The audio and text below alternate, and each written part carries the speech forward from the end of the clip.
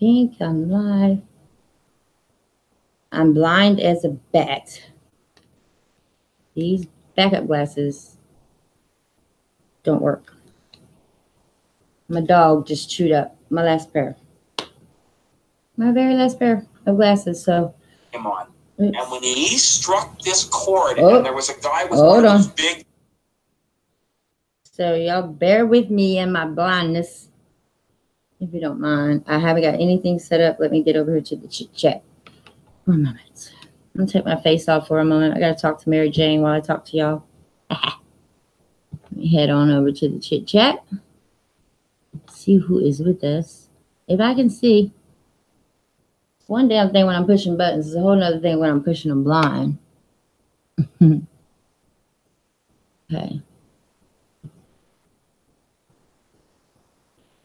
There we go. I've been taking pics. Let's see. Jason, hello. Jason is always first. Just first, always. FPB, welcome. Lev, hello. I'm blinded as a bat. Seriously.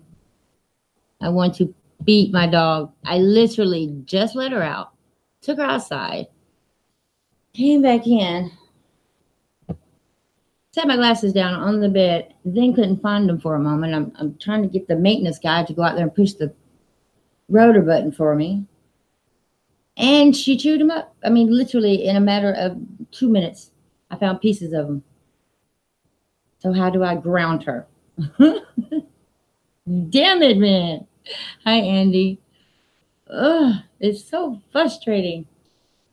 Let me talk to Mary Jane real quick. And then I'll show you my face again. And then I think Jason put a link in the back chat for me that FPB left for me. Let's get started with this late night with ChinaMrsJones. If anything could go wrong, it already has, I hope.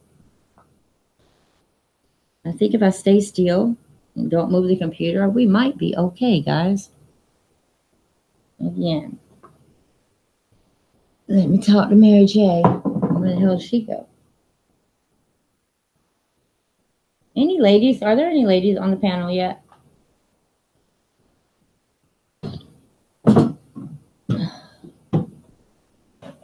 Any at all?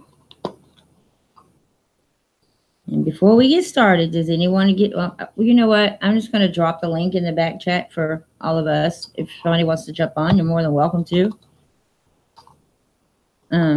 Not quite sure which one FPV has set up for us and how long it is.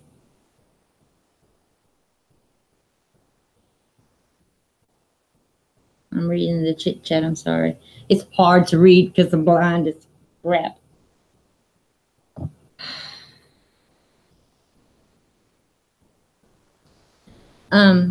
Jason, can you drop that link in here too, please? That'll be a lot faster for me than having to go back to the back check to get the link. If you would be so kind, sir. Let's get this party started. Who brought snack?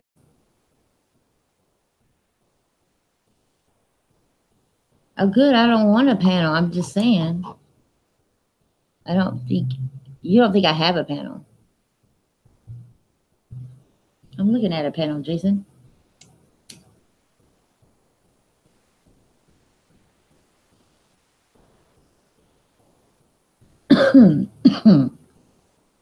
Excuse me. One damn thing when I'm pushing buttons is a whole other thing when I'm pushing them. Is it lagging like that? Thanks, Jason.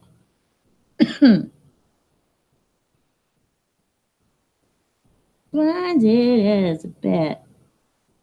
What the heck happened?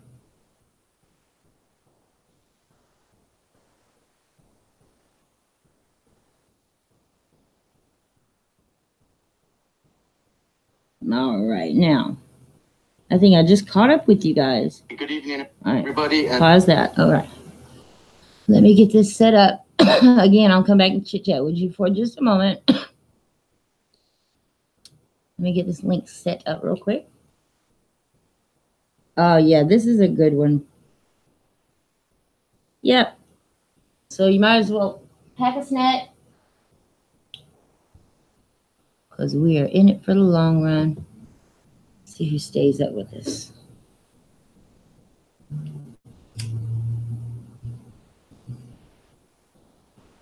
Oh, I love Mary J. At the end of the day, come on, there we go.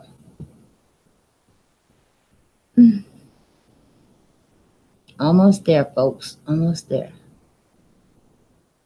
You should let me love you. Alrighty. And here it is. We are set up, and let me get ready to screen share momentarily.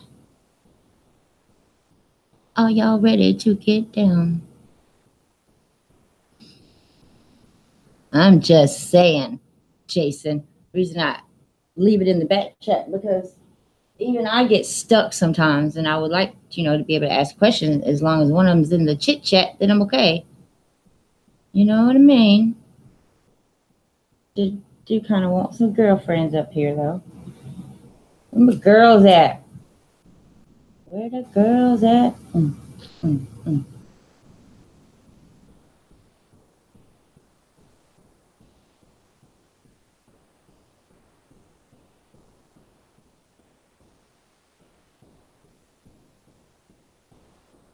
All right. Pick it up ahead.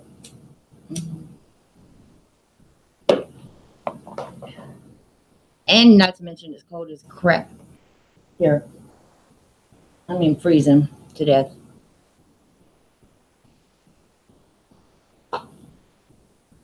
Okay. I am back momentarily. Let me get off of this. I can't see you guys. This is horrible. Just horrible. Get off of this. Okay, well. I can't see you guys. This is horrible. Everybody say hello to everybody in the chit chat for me. Off of this. Okay, well. I can't see you guys. This is horrible. Everybody say. All right, everybody say hello in the chit chat.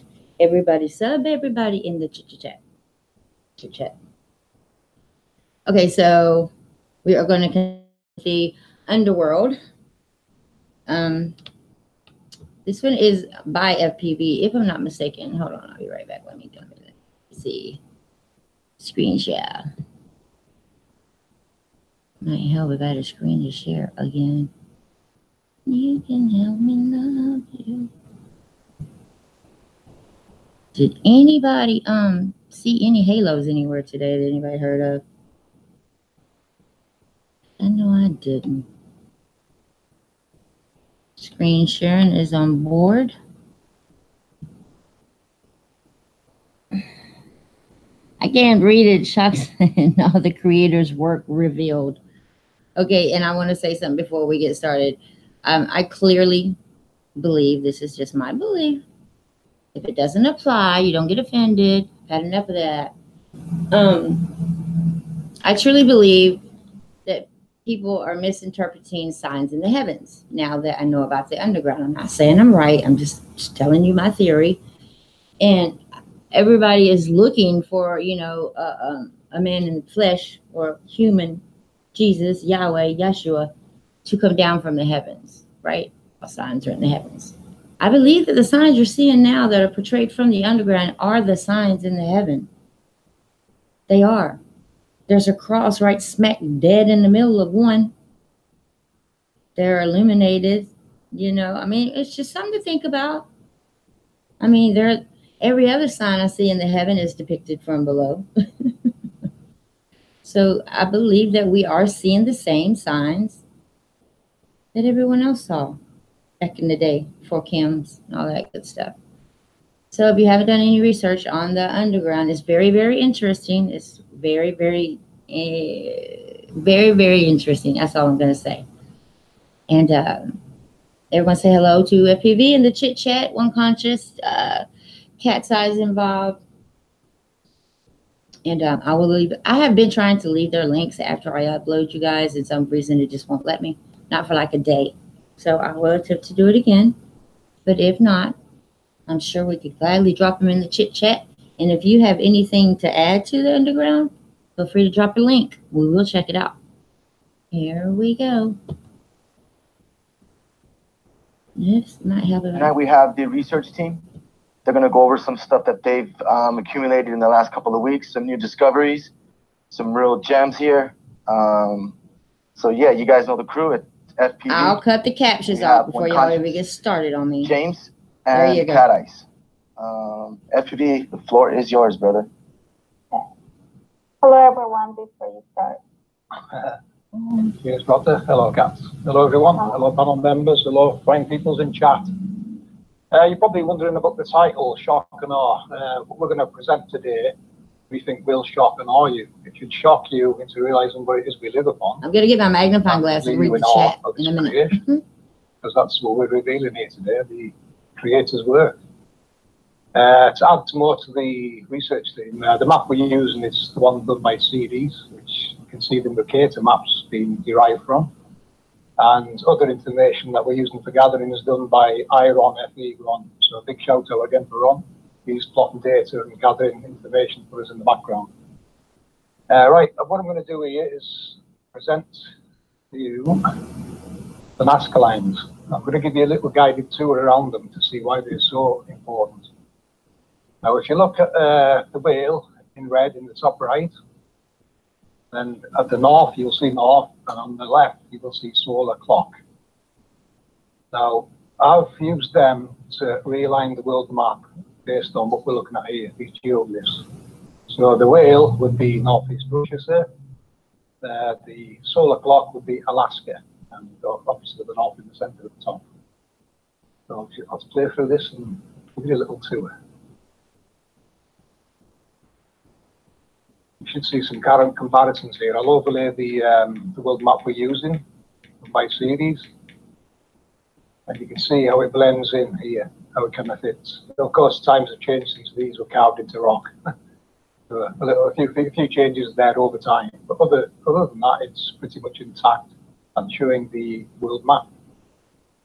That's what you can see looking at those shapes, just the pins on the ground. It's starting to see the shape of the world map.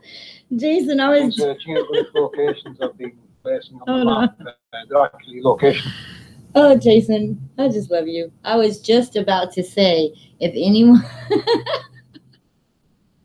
if anyone cannot understand FPV, then ask me or Jason or somebody. I will turn the captions back on. But when I have the captions on, apparently...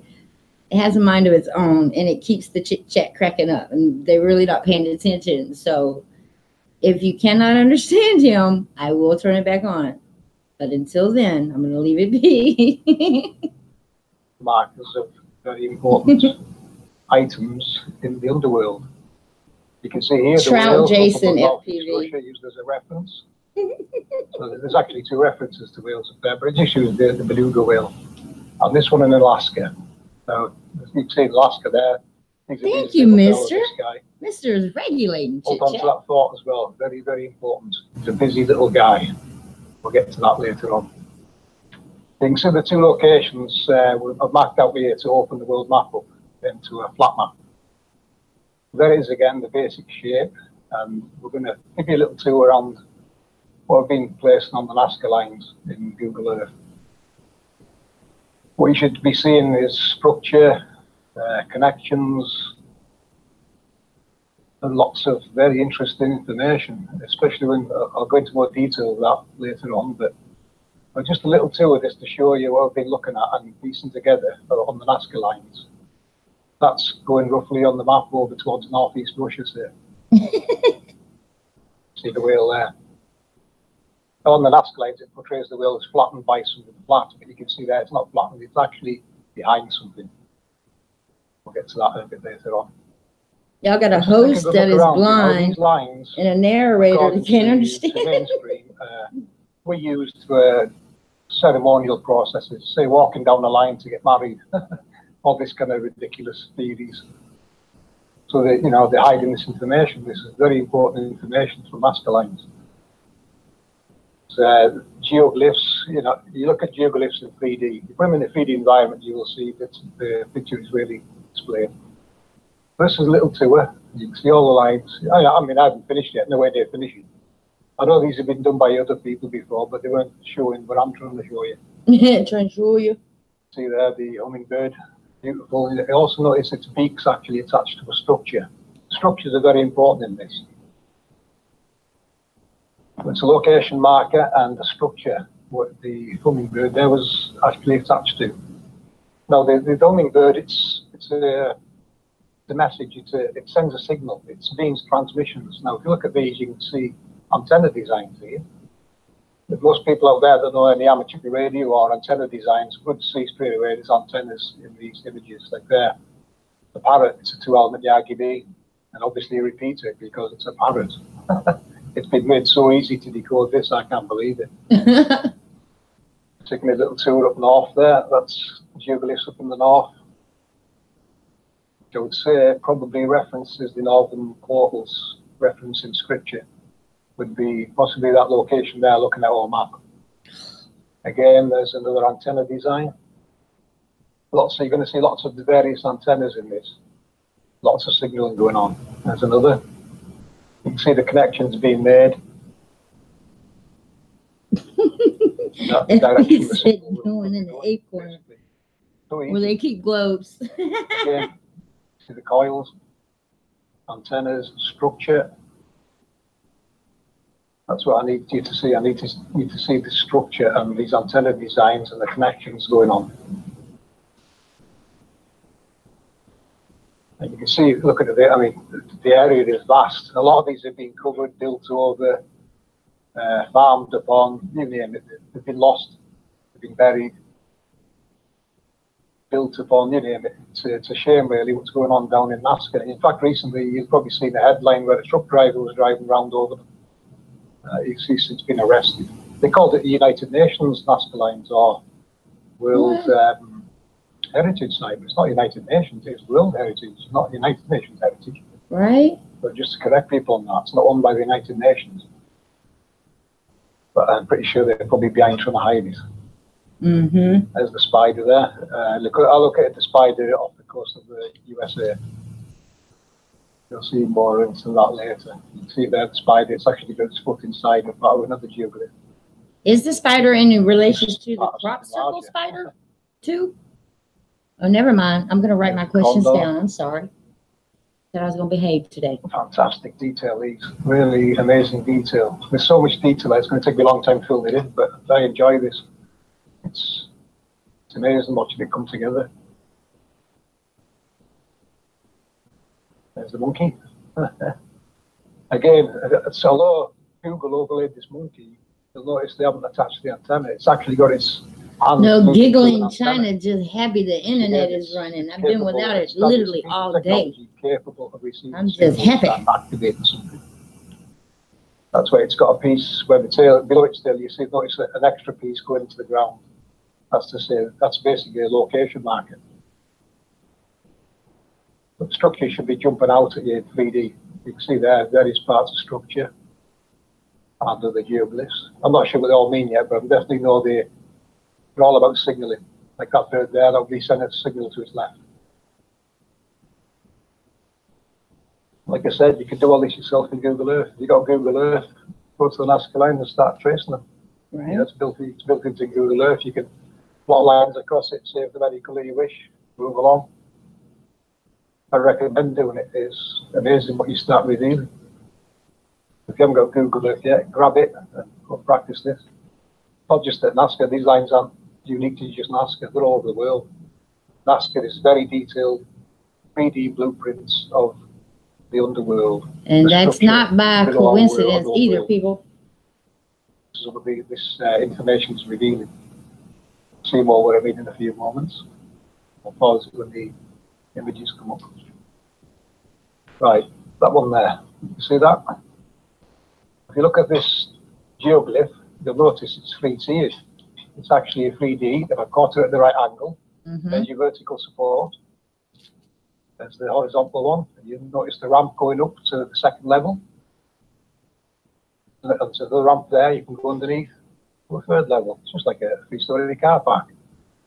This is just part of what you're seeing here. I hope you can see that as I'm seeing it. Vertical structure, slope going up to the second story, and then another to the third. Now imagine all these when they were built in this fine detail. The whole 3D blueprint of the underworld. Because it's not the human world, it's what's below. This is structure in the underworld and all linked to the workings of our world. Hope you can see that. So hard for them. That's so hard for them to swallow. At the right angle, and they will jump out at you in 3D. Here's that antenna again. You can see there. Look, it's been designed to be read in 3D. Fantastic detail. This one here. See the wheel? Now on the original geoglyph, like I said, it looks like it's flattened, or it's got a line across it like it did flatten. If you look at 3D, you'll see basically what looks like, say, a window frame there. The wheel's on the other side of it. Oh, I see it. It's just on the other side. It's because you weren't seeing the image in 3D. Now it's in 3D. You can see it's just the wheel on the other side of it. I see it. And of course, here we've got structure again, holding things support structure. There's the main road. I think it's the Pan-American Highway, which is a shame because it cuts right across a lot of this, possibly intentionally as well. They are being deforested intentionally. And this area here, look at this area. It's almost like a game of mousetrap. Look at the detail going on. Signals can come in, things can be switched, things can be activated. It's as simple as that to read. It's been made so simple to read, it's unbelievable. Keep it playing, what to see. Wow. Activators, switches. Now, this one blew my mind last night. I don't know, I never noticed it before. Look at the guy in green. Look at this, guys. I can't believe this. He's plugged in. Oh, yeah. On. I can see it with my magnifying glass. Console, and he's looking to his right, waiting for the signal. Wow. How unreal is that? I just noticed this last night. We'll zoom in a little bit. You see again. Wow. The detail. Where it's the bottom of the feet is like hooks. Where the arm is like a wrench, a spanner. It's actually got a spanner-shaped arm there. And the middle finger is going to this button on this console. I hope you can see this. And as you can see from all these connections, it's down below ground, different layers. And again, structure, supports. That is unbelievable. I never expected to see what looks like some kind of a robot plugged into something, pressing a button on the console. I hope you can see that. That's what's reading to me. That blew my mind last night when I revealed that. A little closer. See the hook at the bottom? Yeah, I see that. Yeah, finger touching the button on the panel. Wow. For an arm. Yeah, look, I mean, I haven't finished the head. There's another part there to the head. It might not look like this when it's finished, but it kind of blew me away. Just get this far when I seen and realised what it was. Kind of like this. That is amazing, FPV. It's just an amazing thing to find. This place just keeps giving you surprise after surprise. Unbelievable. Wow. So it's electromechanical robot of some sort. Yeah, anyway, remember what I said now. Keep that thought. It's 12 o'clock. Now remember, I said he's a busy fellow. Right, well, very important. What I did there, this is a human trait. What I did there, I give this piece of technology a sex and character. I said it was a he, and they said it was a busy little fellow. So very important you realise that. Technology is by humans is being given sex and character. Like for instance your car. Some people call the car a she or a he. So your motorcycle, motorbike, it's a guy. It's a human trait, guys. Very important that you understand and realise that as we go through this. We've been given technology, sex and character. Remember that. This, it's not unique to modern times either. This technology is a lot older than modern times. And you can see here the geoglyphs, the locations. There's the whale, Northeast Russia set, Solar Clock, Alaska, and various other things going on. I know I have to really, I've got some of these to relocate now. I know where to go. This would be our 0.0 star, which is up here now. We'll get more to that later. Yeah, well, I'll leave it playing a sec because look, taking over to this plate. Hi, Angel Raven. Very important plate. I'll show you. Dawn, welcome. A bit more about this. Zoom in on it, and then this is that plate here, which goes through Greenland. So I'm just zooming, looking at it. And for everyone who is just becoming aware of the underground, feel free. If FPV or Unconscious or anyone, feel free to ask anyone in the chit chat. I'm sure they would not have a problem explaining to you what's going on. But the best thing you could possibly do is continue to watch this and then go reference it on the channels. FPV Angel, Unconscious, Cat's Eyes Live. We'll leave all the links for you. And if you want to take baby steps, that's what I say. Just take baby steps into it. You're not far behind. We're really what, second week into this, maybe third week. So yeah, the information is there. But if you have questions, please ask. Please, please, please ask. Okay. All right. Let's go. And then zooming out. And now I'm going to pass you over to Jimbo because he's got some very important information regarding that plate. So over to you, Jim. Okie dokie, am I muted? Let me unmute if I am. Okay, I'm not muted. Okay. Well, here's a long story short, I guess. Back in 2011, I was going over Google Earth and just looking for weird stuff. And I saw what I thought was like a bulldozer blade in Greenland just out on the ice somewhere. But as it turns out, after I measured it, it was like 45 miles long, headed north-south, and 12 miles was exposed that went under the ice. Means there was more of that plate under the ice. Well, come to find out, and I'll show you a picture on a share screen here in a second.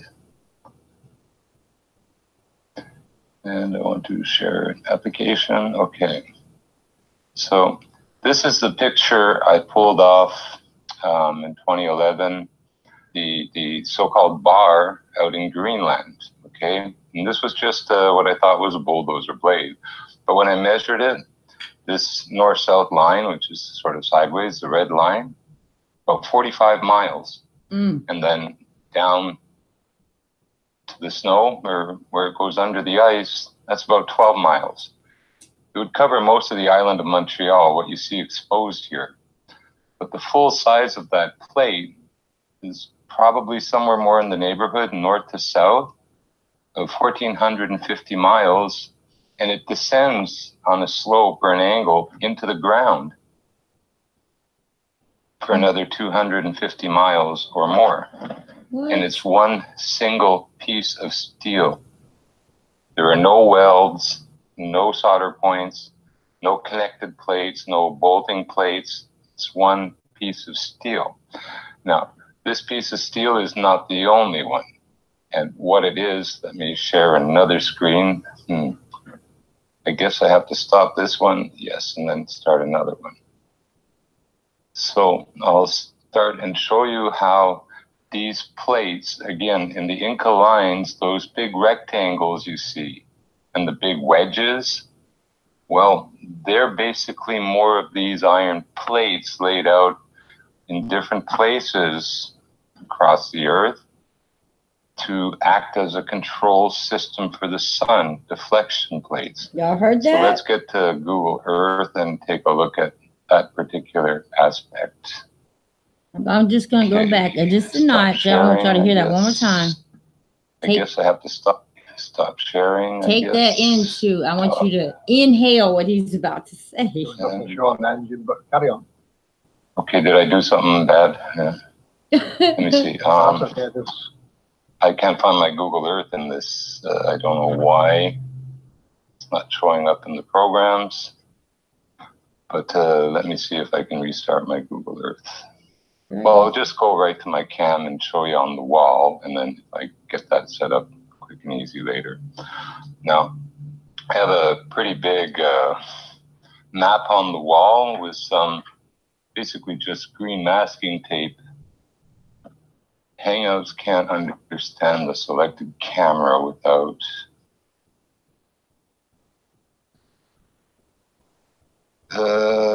camera, please. Technical problems, guys. Don't worry. Sorry.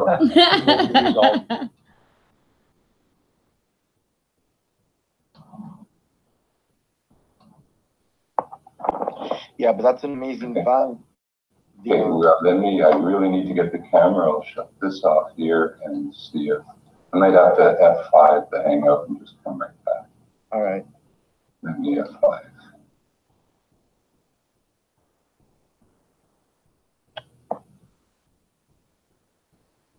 Y'all take it easy on Dawn. I'll warm up with some demonstrations. Okay, so I guess I do have to share for this, right? Application window. Oh, not for the camera, right? I'll show you, Jim. Hold on. Okay, that'll be easier. There you go. You're presenting to everyone now. Okay.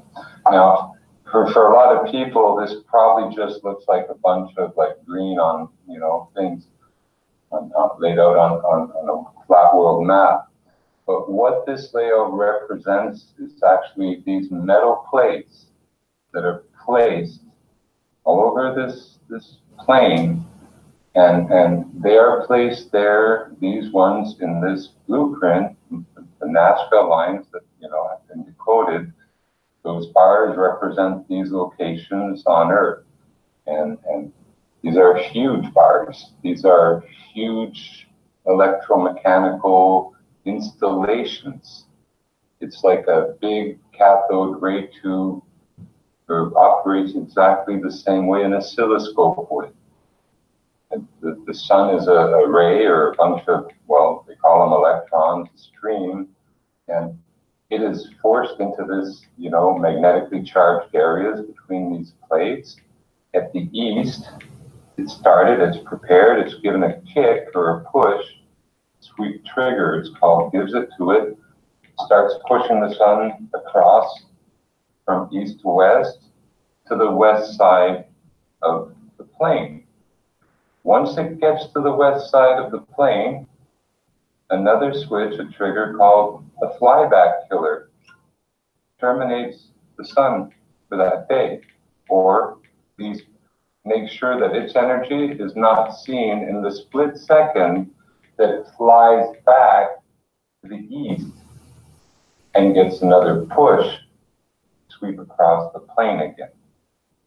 What this design really means is that our sun is not spinning or hurling through space. Thank you. We are not revolving and spinning on an axis around it, following it through.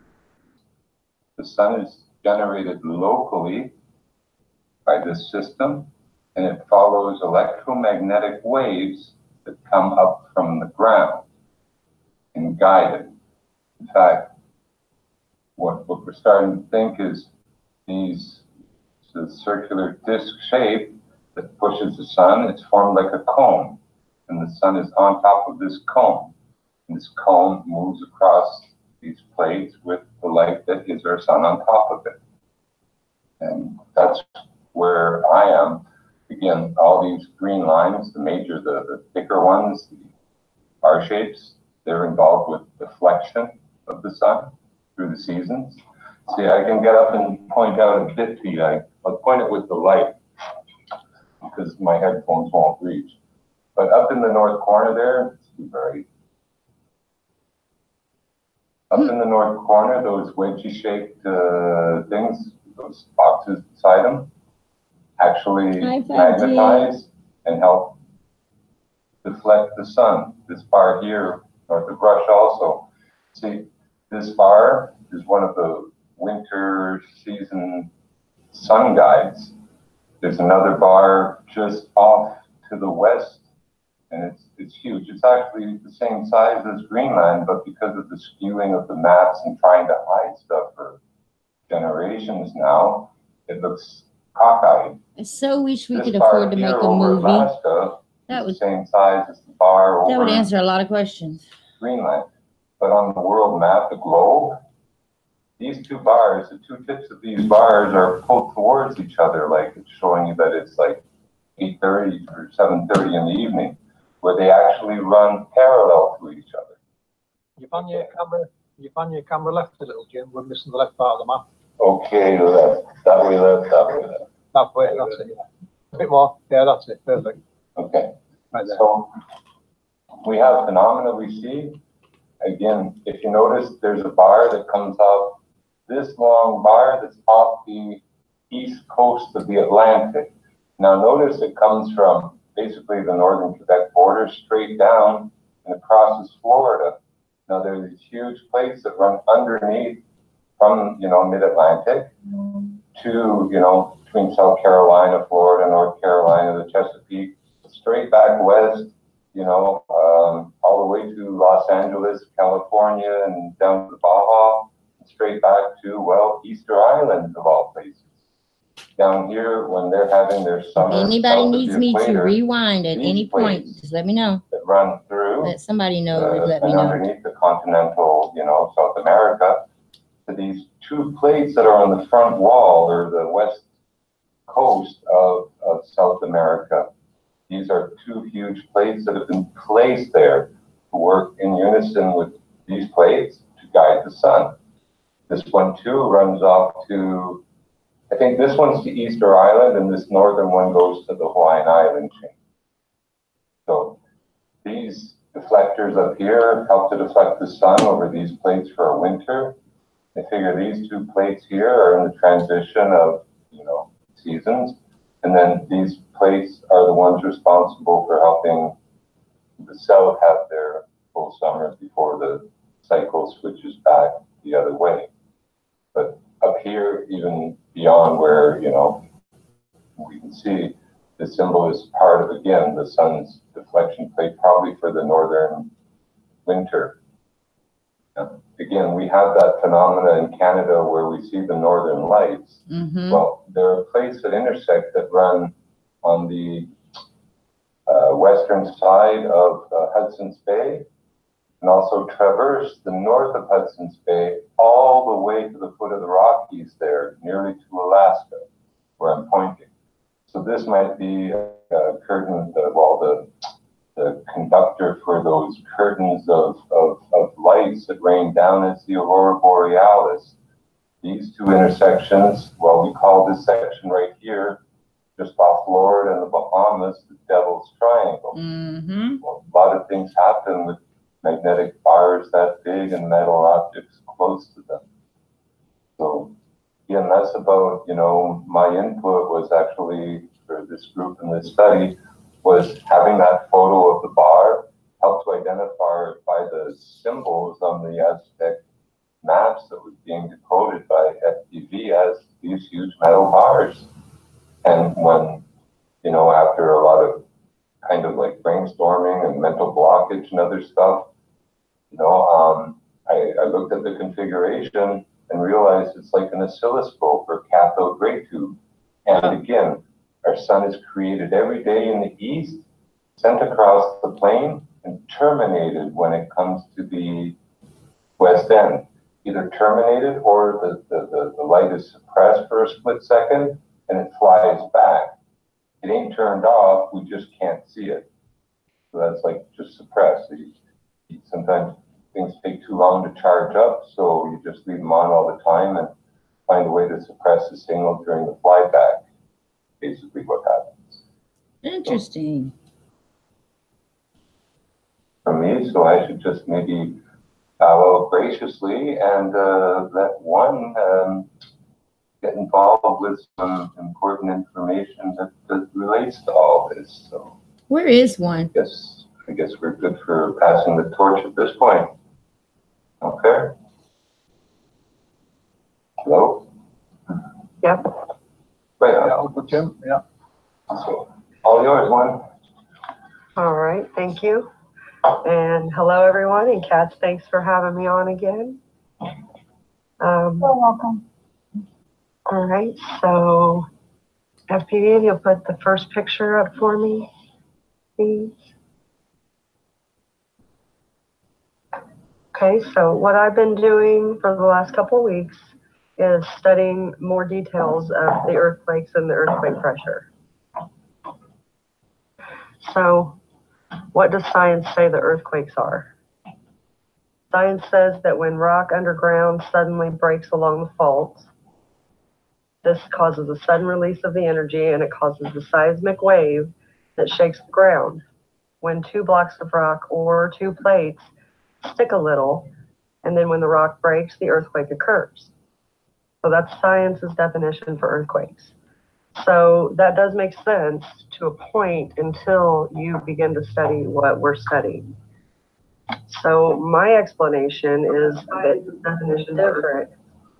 So that does make sense to a point until you begin to study what Jen, can you move, please? So my definition is different. So that does make sense to a point until Jen, can you move your mic, please?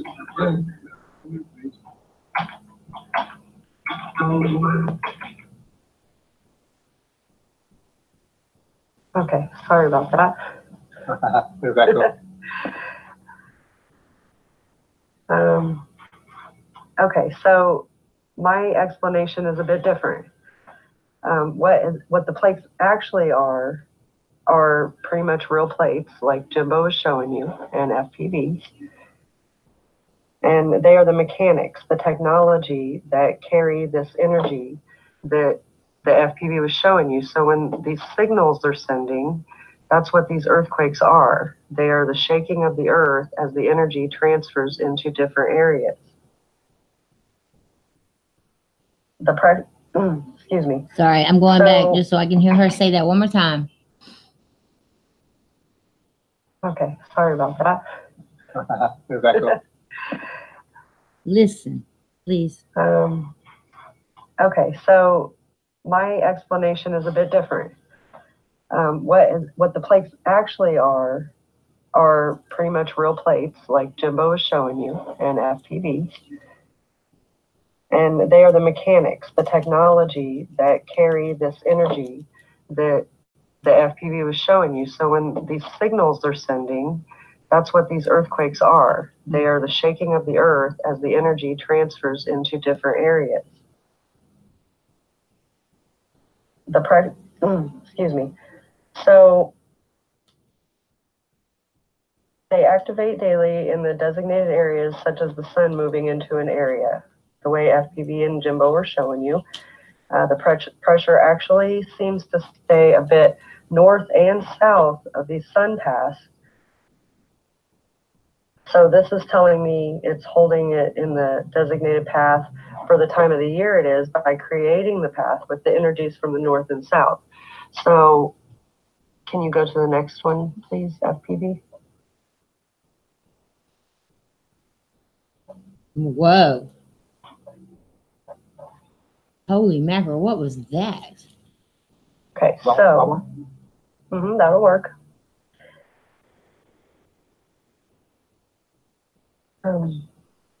So this picture is a picture of today. It was yesterday and today. So the yellow dots are the earthquakes, and the orange line is the path that our sun took yesterday into today. So if you see what I'm talking about, how there's a line of quakes north and there are quakes south. Now, please remember that I don't get a lot of data from the south. But if we look at the terrain and how uneven it is and how many lifted up areas, we have to definitely assume that these areas get lots and lots of earthquakes, because that's how land masses are raised, is this pressure rolling through and pushing up from the underside. Okay. So that's what I was trying to show you by when I was explaining about the north and south are kind of sending the energies to the center, which is creating this path for our sun to travel. What this also explains to me is antipodes. Because the pressure is popping up in our hit spots. Would you go to the next one, please? So the quakes are popping up in our hit spots as the sun enters to illuminate the area as it leaves the area. And so that's our back and forth motion. So what that means is that these quakes are popping off as the sun enters a certain area, as well as when it leaves the area as far as illumination. Mind you, this also happens for the moon. So if the sun is coming in from the east, which it does, as it crosses over the Indonesia area, as it enters that area, we get quakes. And then again, as it goes into dusk, it also gets quakes.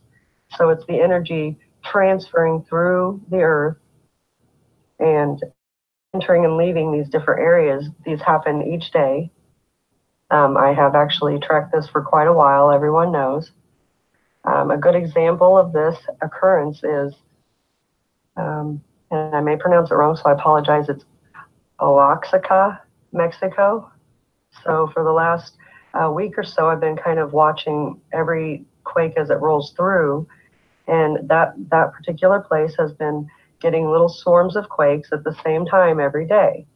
At the exact same time that was happening, a place in Chis, France was also getting quakes at the same time that was. So that's an antipole thing. One is in Mexico and one is up in Europe. And what that tells me is that the one in Mexico was quaking as the sun entered over there. At the same time, the one in England and France was quaking as it seemed to move out of that area as dusk came on. One more interesting thing that kind of adds into this is that today a small shift occurred, and the quakes that were happening in Chis, France actually moved northeast into Chalice, France, and it's allowing the sun to bring its path back north as we get closer and closer to our northern summer. So the energies are going to move up a little bit, and they're going to move back down, down, down as the north gets its summer and then the south gets its summer.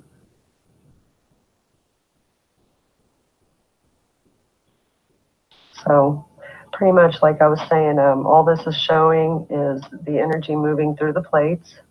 It runs like a machine, and the different quakes, the one I'm showing today is pretty much just the sun path quakes.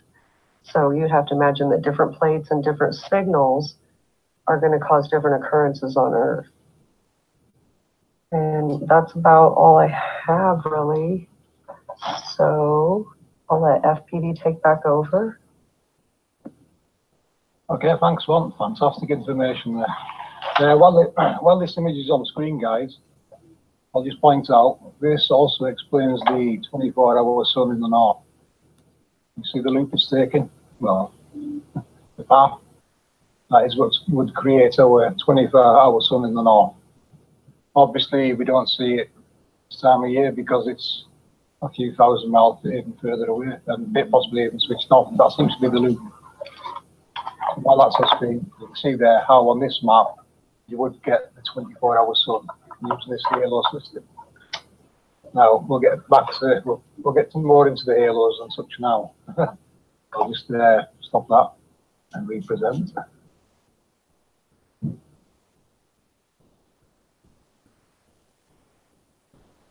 No, that's really interesting stuff. But I just want to ask you guys, you ever notice we have 24-hour sun in the Arctic, but we never have a 24-hour moon, do we?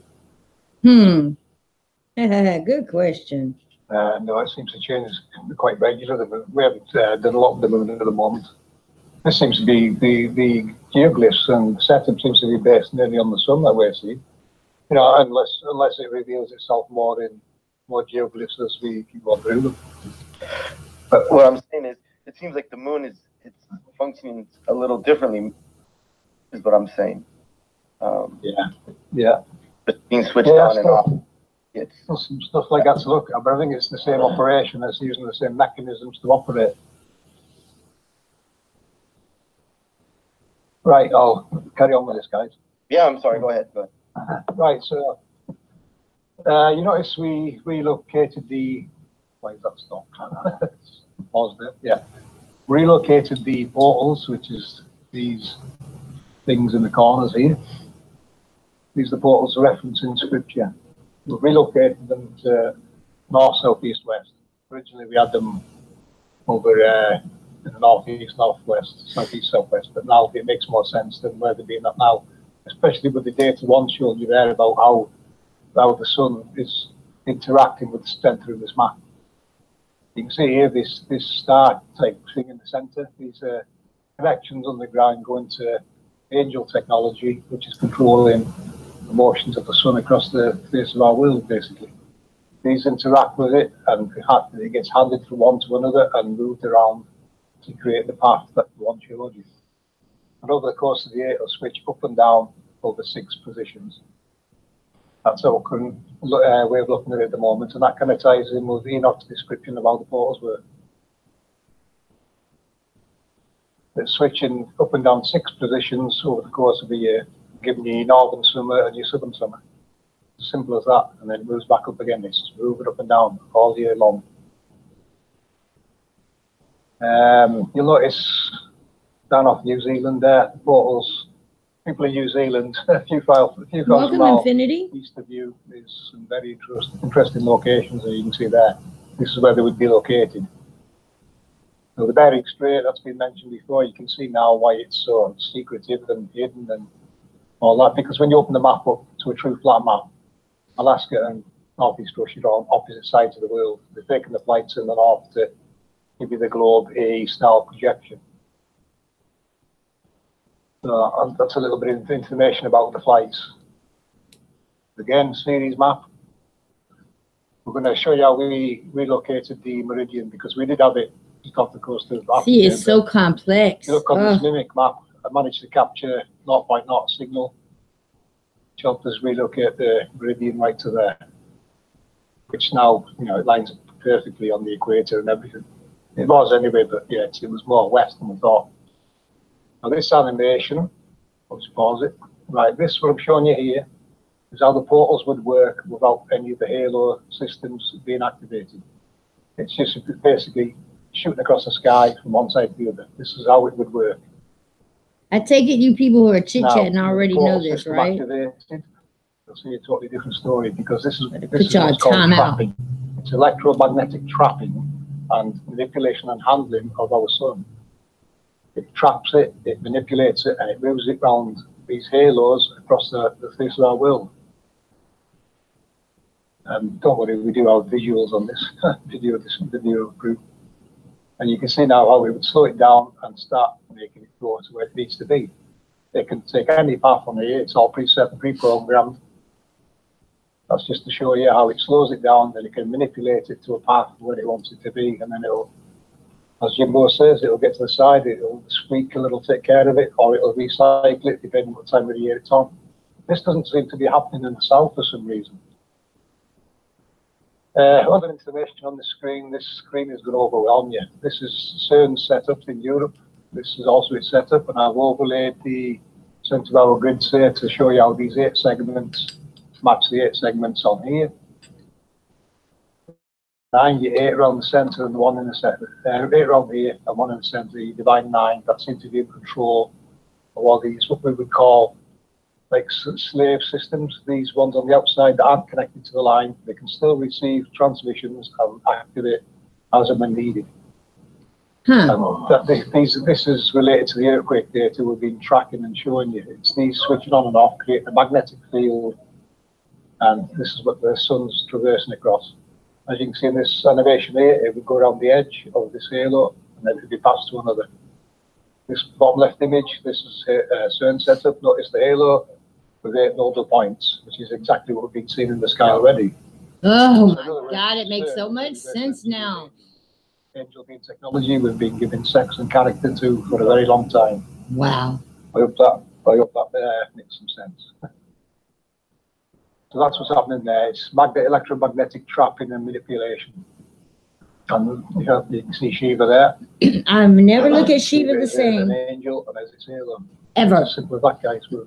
Everything's been skewed and twisted around into another kind of story. Wow. What you're going to see here is 100 years worth of eclipses.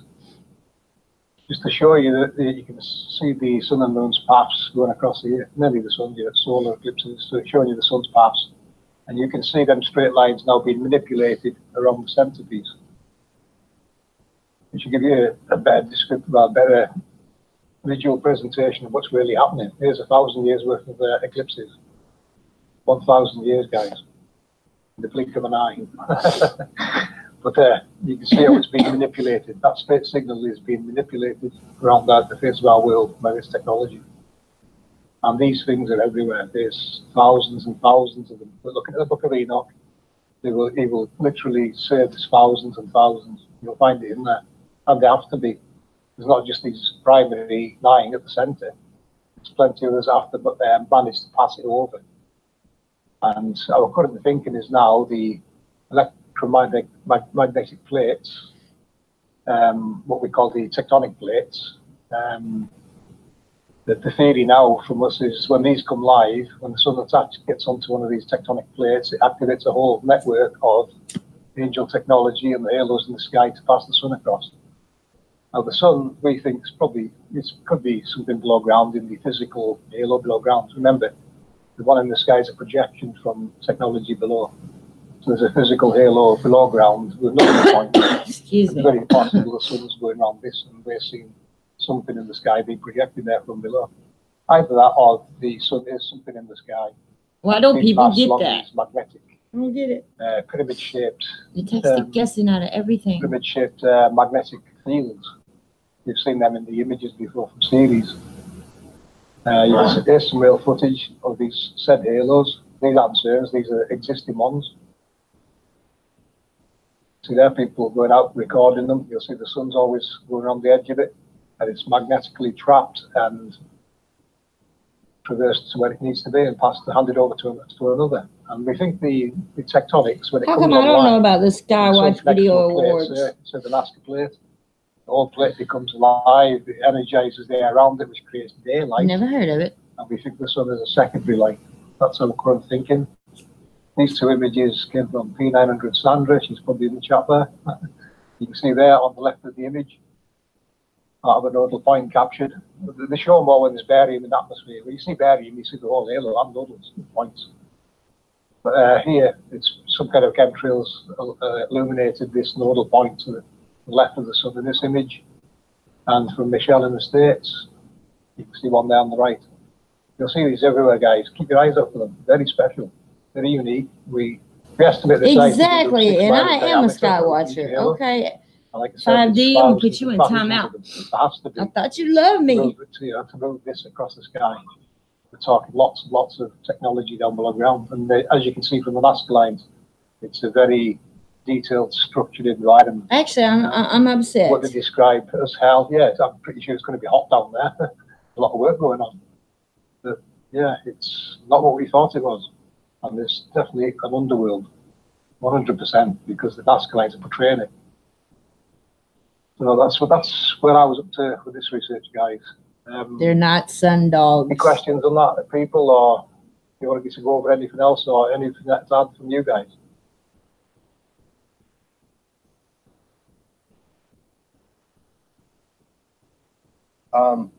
Well, I was going to ask James if you wanted to talk a little bit more about his 2011 find of the Greenland bar.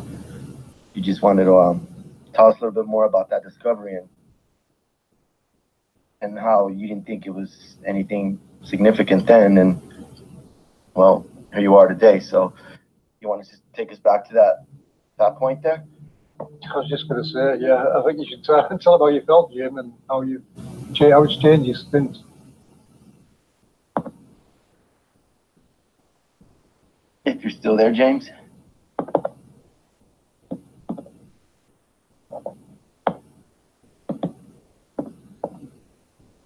I think he's still on mute from before, you guys.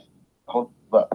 Well, how come I've never heard of it, 5D? How did I get here? I have a lot to present. I don't really know, but it's been long and arduous, and I can say that the circumstance that led to all this information coming together And, you know, hard to disprove metal plates that are 1,500 miles possibly long and sticking out of a country and a continent like a sore thumb, and seeing their behavior and stuff, you know.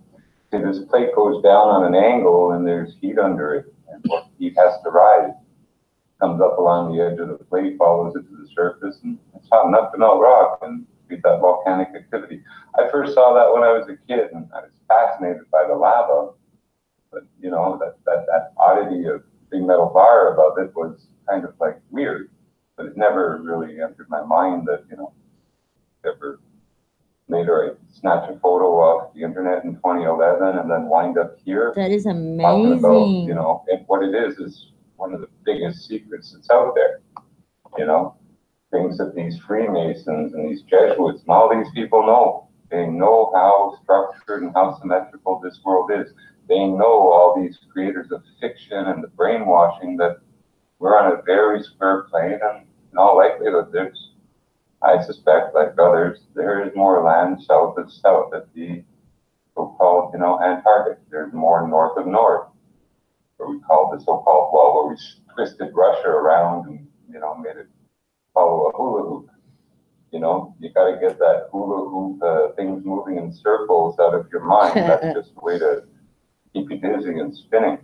Even the stars, if we know now the sun and the moon are following these paths and stuff, and they're going in straight lines, the fact that we see stars moving in a circle doesn't mean that they're moving in a circle. Thank you. Just like the sun looks like it's going round and round. Right. And it's not. Then maybe the stars aren't going in a circle. They're going straight too. Maybe it's not worth arguing about, you know, the northern dark horse and its rotation one way and the northern, you know, dipper and stuff. It's irrelevant. Yeah. The more of this stuff is figured out, it's for me, it's like a big pinball machine. It's just magnets deflecting and a beautiful cone with the sun on top of it down these plates, east to west, and a whole bunch of, not hell below us, but equipment, sophistication, structure, engineering beyond their wildest dreams. Not no hell. I mean, but anyway, you know, like I say, we're in an engineered environment, this world that we're in. Well said, Jason. Created. How did I get here? I guess maybe, you know, with all the circumstance and, you know, I don't know, but it didn't happen by, you know, my hand or anyone else that's here. It'd be too long to organize and think up and plan out over decades. Yeah, it's someone else's work. That's what I think brought me here. Andy, we're going to have to take a vote on that one. You know, I'm just a simple person, and so is everyone else here on the panel. We're not nothing special. But I got the door, so I got to bow out and let someone else talk for a minute. Yeah, okay, Jim. I'll just present this guy. There's a bit more to it than you think as well, people. What you're seeing here is what CDs took from Google and managed to convert into a real map. So that's the map I've been showing you there, but there's more to this. This is what's north of this map. Now, the information's all we can't, you know, CDs can't decode the information that's been hidden from us. You can see there, this is what's in the north. And of course, Antarctica. And not to mention these strange things here at the bottom. This is the complete maps taken by CDs, Google Earth, and Harsh Truth Engineer, hi. images, and this is what produced. So yes, turn on the captions, it's a lot larger Jason. than you think. You know, FPV. Wilkes here. There's definitely more things in the north, and I'm seeing the same on the Nazca lines. Above this area, on the Nazca lines, I'm finding parts here for things. And of course in the south as well, I'm finding parts that would relate to South Antarctica. But, you know, there's nothing to say this also doesn't go east and west. And this is he removed the algorithm to come up with the square map. Yeah. What Mercedes did was he took the ground images. took the round images from Google Earth, which I'm asking if you want me to put captions up. Jason says no. Okay. Produced out of Google itself. So the data was in there. It was just hidden with algorithms. As you wish. Siri's done this. This world map, and you can see. And he said, "Damn it, Jason!" Map basically is copied off this map. This is where it comes from. Okay. This map, although it's kind of compressed in half to give that globe sloping appearance, I guess. We have to be quiet so I can understand. They hide a lot of data in the north as well. Yeah, we know there's more land and such north of our known realm. South has got more land than everywhere else, and it's very elevated. I wish that Admiral Byrd would have left something secretly for us to find out. You know, Admiral Byrd is roughly where the portal regions are that control the man. What he, I can only imagine what Admiral Byrd went through, who he met, what he knows. It might be worth noting too. Another possible word for portals, because some people might be uncomfortable with it, but technically they're called gates. You know. Yeah, portal gate. Portal translates to the gate. Yeah. Electrical. In electrical terms, yeah, put it down as a gate. Everybody be sure to sub everybody in the chit chat, please. Draw people down that path. Physical hardware up there, physical operations, you know, properties of electricity, etc. You know, hardware, not metaphysical. Well, you can see how hard it was for Enoch to try and describe what he was looking at. You know, he couldn't comprehend what he was looking at. Clearly, he was given a tour. He was shown everything. He'd done his best to describe it and put his message across. And when you start reading the Book of Enoch or, you know, various types of scripture, the older the better, I find, because it's being less tampered with or changed. Well, I have a site that can give everyone a little taste of what Enoch saw, although it's, you know, slightly skewed because of, you know, the algorithms and stuff. It's still a beautiful view from above, and it reveals the plates around the, you know, Bermuda Triangle, all this stuff. It might be nice to just give that visual that anyone can go anytime and see these bars and weather patterns over them and stuff. How about that? Yeah, for sure. Okay, any research definitely include a technological aspect to it in what we've been describing here, and it should help your research. Absolutely, and this would be a real good At the end, guys, I want y'all to tell me what y'all think on why this is so hard to believe. But you can believe in a book. Just sit on that with me. I need answers. I don't get it. They believe in a book before they believe in what they're seeing, feeling. Just hang out. Share that one, I guess. Okay. And whoops, we get this one. Sorry if I did a no. Is my screen sort of up and shared? Yeah, I see it, Jim. Okay, so this is the weather map from Earth Null School, where they removed that circular one that, you know, was so complained about, you know, anyway, I don't miss it now seeing this, but in any case, this shows kind of our weather out over the Atlantic.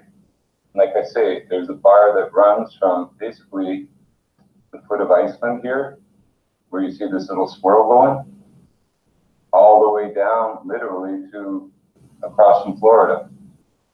And then more plates that join across the Americas, right out here by the Hawaiian Islands, where you see it again. You know, definite line. How many of you grew up in hearing your parents and or adults saying, Florida is going to fall off the map one day? I heard it all the time. And then California was going to fall off, burn up and fall. Yeah. Just like London Bridge fell. All right, I'm sorry. Lines where these weather patterns are forming, they represent bars, you know, huge metal plates. Where else can we see some in action? Again, you have a good one. Where we go? Okay. Again, there are plates that run. Harsh, if you stick around, I'll give you a wrench. Africa here, coming up toward, or here, sorry.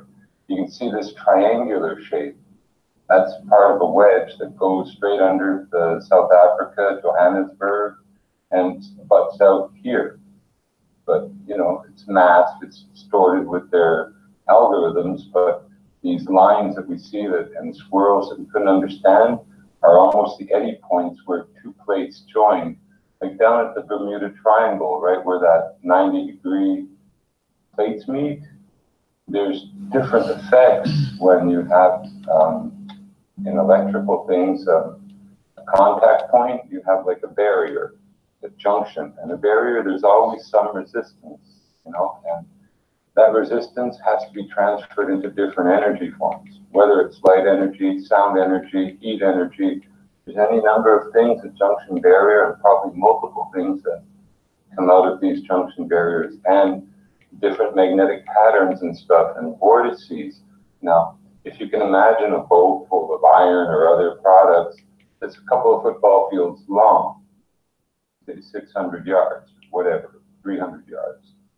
Well, it's moving over a plate, and sometimes shallow water that might be magnetized, that 200 miles wide and 1,500 miles long. And a magnet powerful enough to shoot up a magnetic field, probably 60,000 feet or more into the air above it. I mean, you know, that thing is well known, and they call it a devil's triangle, and they've been letting people go out there and, you know, get hurt basically, and they know what's there.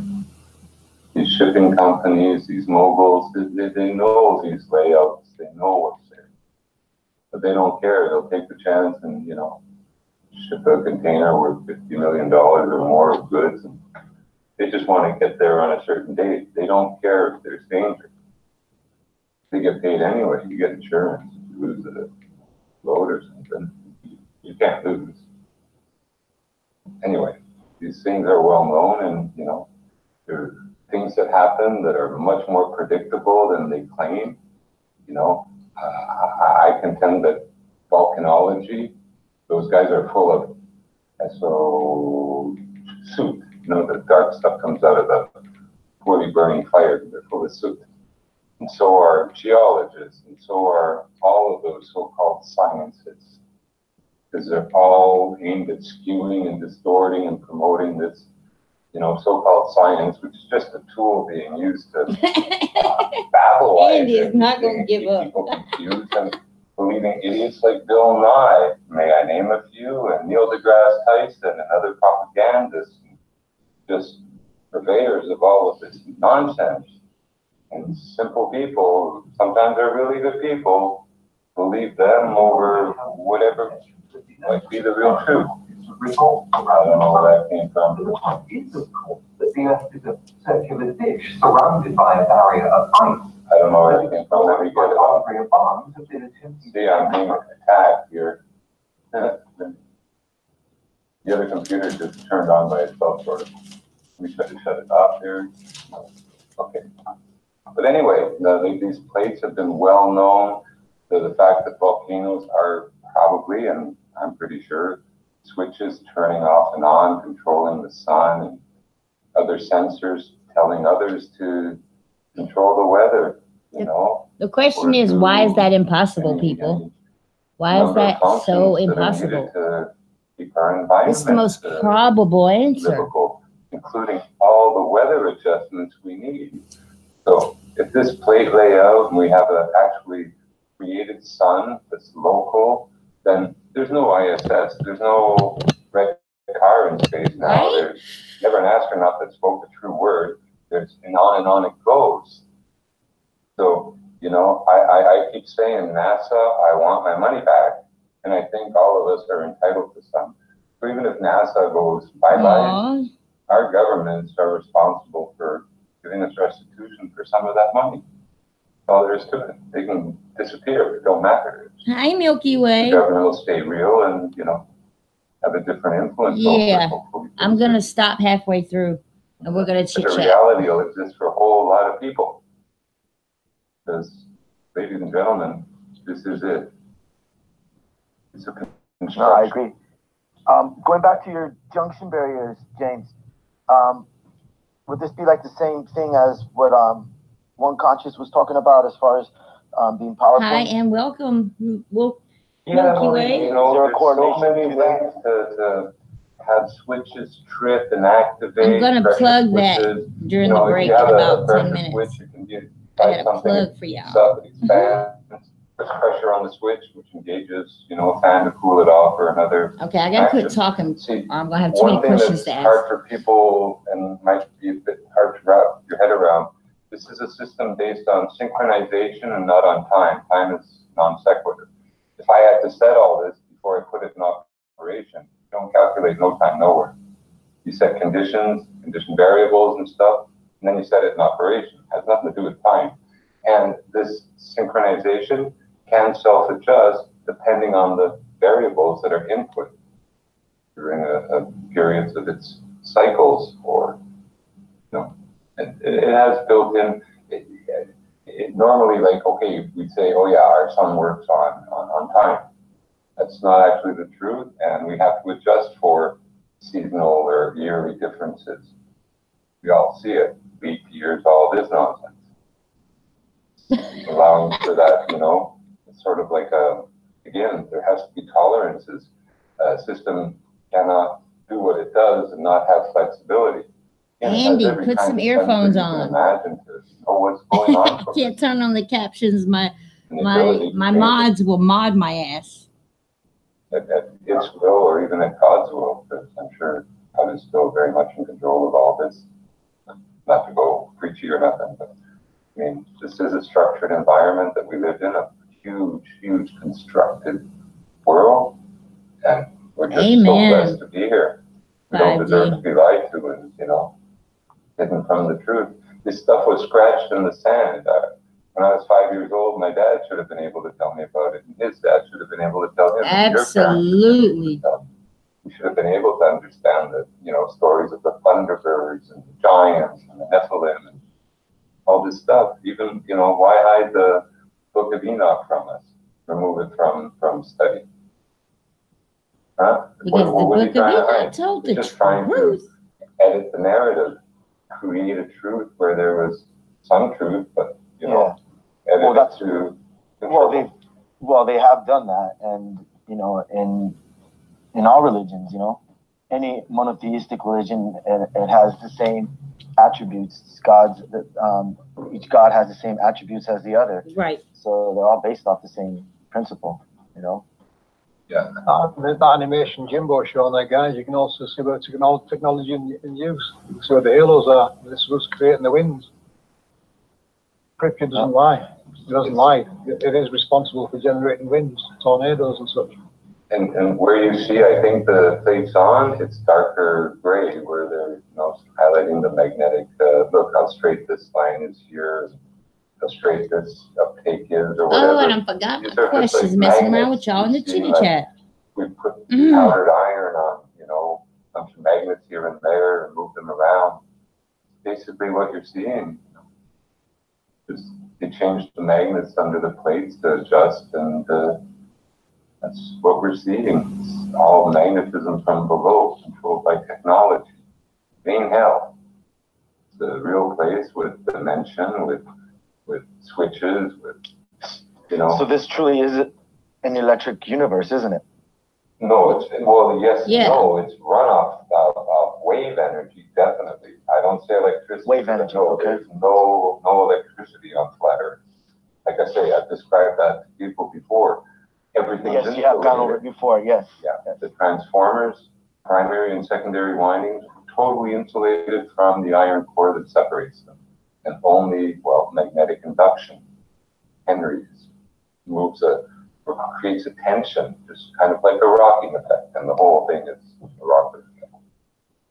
That's how, anytime electricity flows, it creates magnetic waves.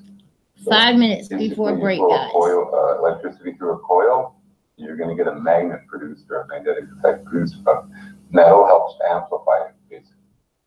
Like picking up tons of scrap metal at a yard with one of those electromagnets. That extra metal. I think you called that, I mean, correct me if I'm wrong, I think you called it flux wave or something like that? Yeah, flux, gauze, or, you know, it's just the kind of wave compression between these waves that are being forced and pushed around in a very specific direction. Like they come out of the north end and they return back to the drain, south, wherever the south may be. It's directional. And they, like I say, I believe, you know, I won't say it that way, but the magnets, the hard magnets we have, the permanent magnets, they're oriented domains of iron. They're crystals that are pointed north and south, all aligned in rows and columns, if you will. And they are able to rectify anything, any signal that hits them, no matter what wavelength, no matter what frequency. The microwave, I don't care. If you sing through it, it'll change those waves. It'll clip them in half. And some of that energy, well, it's sort of not energy, or it'll be lost as heat. And the rest has to go somewhere. It has to. It's an imbalance. Balance. Yeah. I mentioned this earlier. Like, I know I mentioned it earlier, but I always wondered, why don't we have an Arctic moon? You know what I mean? Why the moon is not visible for 24 hours in the northern part of our plane, or the northern part of the square? It's likely it's created by the same kind of mechanisms that and magnetic fields that it is called the lesser light. So I imagine that there's a series of switches and a limitation to where it can go depending on the magnetic configuration at the season, where, you know, normally you'd expect it, say, to go higher. It just doesn't, because it's not there for those plates. It does disappear 3 days a month. I don't know. I'm really not even able to wrap my head around most of this. It just, honestly, for me, it got so mind-boggling that your brain almost goes numb and you go into a sort of paralysis almost. Yeah. It's so mammoth. And people think you're ignoring them. A huge plane not like ignoring that, anybody. I'm just stuck on my 250 thoughts. miles by 1,450 miles by at least 40, 50 feet thick, moved as a single piece. That's not the only one. And they were placed and engineered. No freaking Big Bang did that. You got to have holes in your head to think that anything but a creator could manufacture a piece of steel that big and make this place over more infrastructure below and above. You got to have holes in your head. Now we know. I know. I always knew there was a creator, but, you know, sort of, you know, all that ignorance and all that. I mean, you got, you know, a few comments to make. Another story, another chat. No, but well, when you think of the magnet, like the God that made this, or the creator of this realm, of this construct, I mean, that piece is enormous, man. Like, seriously, he's like, must be like the titan of all titans to create this puny little world that we're in. We're just like this little experiment, if you will. Yeah. You know what I mean? Oh, yeah. That's how I feel. You know what? This piece was cut from bigger pieces. It's hard to comprehend. But even that piece, it might have been 4 times as big, and who knows how long. And right. Cut into sections to the job. So the bar in Iceland, it's like, here, I can show you. Let me cam up again for just a split second. Just that. Stop sharing. Cam up. And I can show it right there, probably. Here. Okay, where's the cam button? Hello, cam button. Hello. Okay, wrong window. Shout out to everybody in the chat. Get back to. I hate these windows. There's too many. Oh, I think I showed the URL or something accidentally, so people are on guard. Yeah, and if anybody in chat have any questions, Cats or FB can read them off. There was one there, or someone mentioning Antarctica. Why isn't it included? Like one conference mentioned, we don't have a lot of data from the south. See, but part of it is included. Hold on, Jim, before you present. I'll just present this to show them. Can you see that, guys? That map? You can see the magnetic disk going down into South Antarctica. That's kind of at the end of where this 12x12 grid terminates. That would be the southern portal, say, that region. Look at that. That's what that was the reference to that. Right, back to you, Jim. Okay. So am I still presenting? Yeah, there's my camera, I guess. Okay. I'll put that back up there. Okay, down here, I was trying to get away and just take a day off of everything because let me find the chat so I can. Goodness. Okay. I thought I was bad. God, I hate these. Look at this. There you go. Okay. So you see this little playset for learning electronics and stuff? Well, the bar in Iceland, let me take this out. The bar in Iceland really represents something like this, an electric jumper. But this one's got plastic coating and stuff. But this would basically fit, you know, across, where is it there? Up there, Iceland, Greenland there. I'm too close, but if it's basically like making your electrical connections with just a huge toy set. Everything's uniform. If, you know, you have a pressure switch and it engages or whatever, I mean, if something's too hot, a fan will kick on or whatever. As soon as, you know, conditions are right, the light, well, it'll go off. And then things will be shut off through relays. Not relays, for some of these switches. Millions of pounds. Millions of tons. Just the nature of dealing with that much electricity. Did y'all get that? Do I need to rewind that? The biggest electrical installation I worked on, the wire was triple lot, 10 pounds per foot. You know, the circuit breakers were as big as my leg.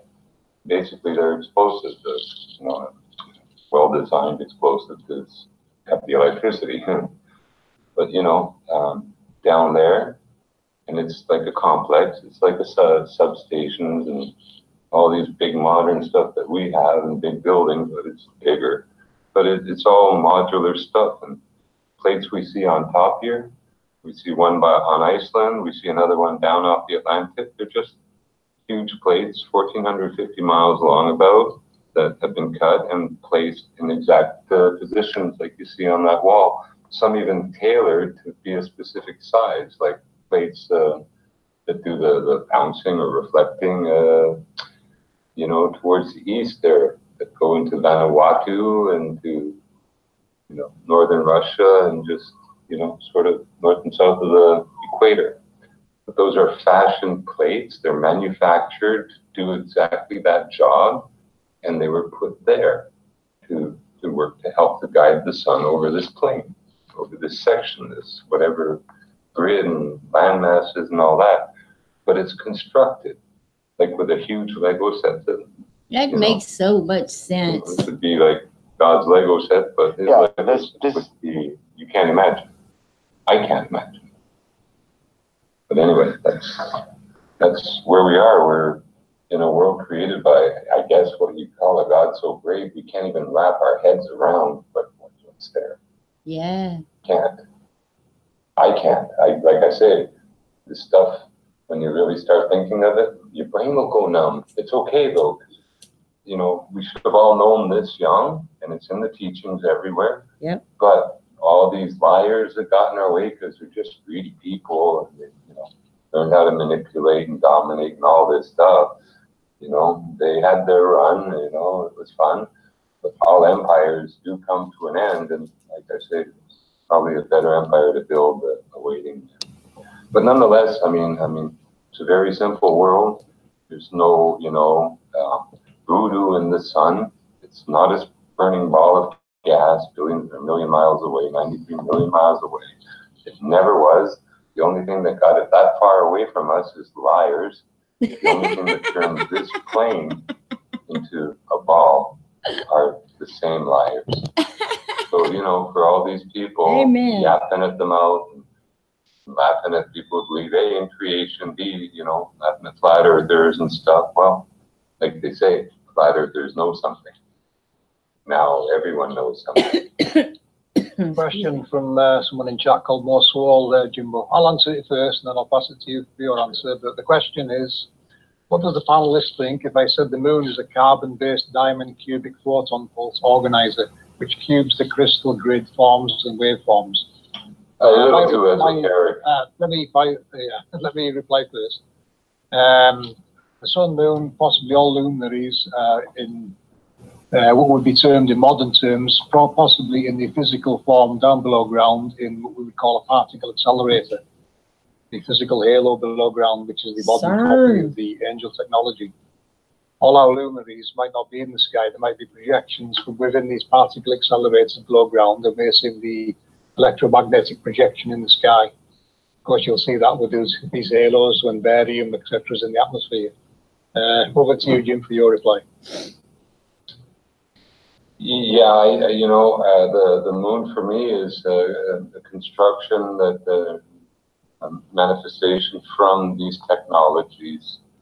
It's starting to really show where it begins and ends at plates and stuff at, very predictable, sequences, intervals. So it's part of the machine. I don't think it's a floating rock crystal that helps to manifest everything else or nothing like that. It's a lot more simple. All questions are welcome. Really, in a way, nuts and bolts and magnetism and electricity.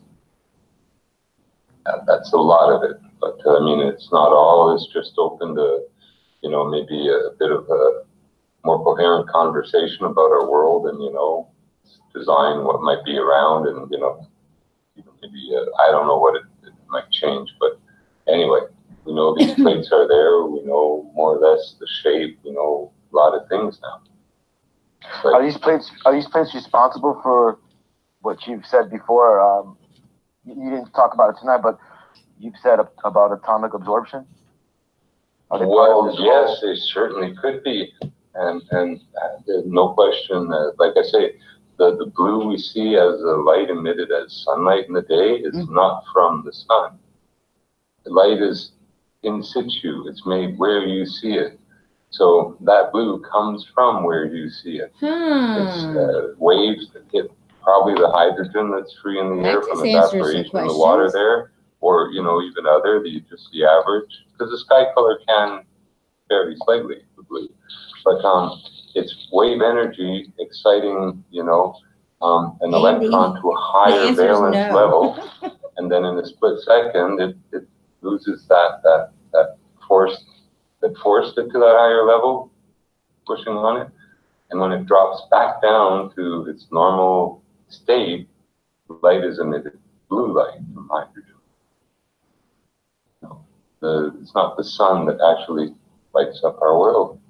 Dang. And one thing we did That's kind so of hard to notice about the swallow. sun is, Isn't again, that hard to swallow? I you really think of it, the crepuscular rays, they don't go all the way up. They only come down to the ground for a certain width of your vision. If they were, rays from a sun far, far away, they would radiate out in all directions. But they don't. Perception. They're actually, you're not seeing, in a sense, the light. In shadow, you're seeing exposure of the magnetic waves and the cone that the sun is riding on. Woo! That was And deep. if you think of it, it's to the edges of those plates or somewhere. How far do you think the sun is, James? Well, probably less than 10 miles, 20 miles. I don't know. It's. If I knew the energy is going into the plates, and which is, I'll probably never know. Anyone will probably never know. Well, maybe some do, because again, it's something that can be calculated. And we sort of see it in those magnetic data that Ceres did. That there's like a bridge, and it's possible that the sun rides somewhere on the crest of that.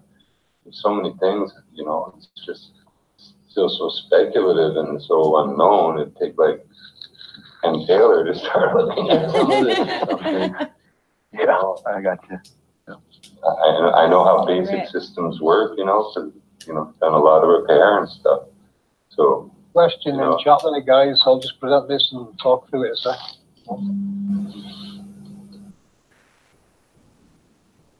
Right, it says remind me again who the creator was. Coming. I don't Well, wanna... the creator, we don't know who the creator is. Whoever you would call God or the creator. It's so interesting. It's hard for me to hit pause, but I know I need to. Presenting. Can you see that? Yeah.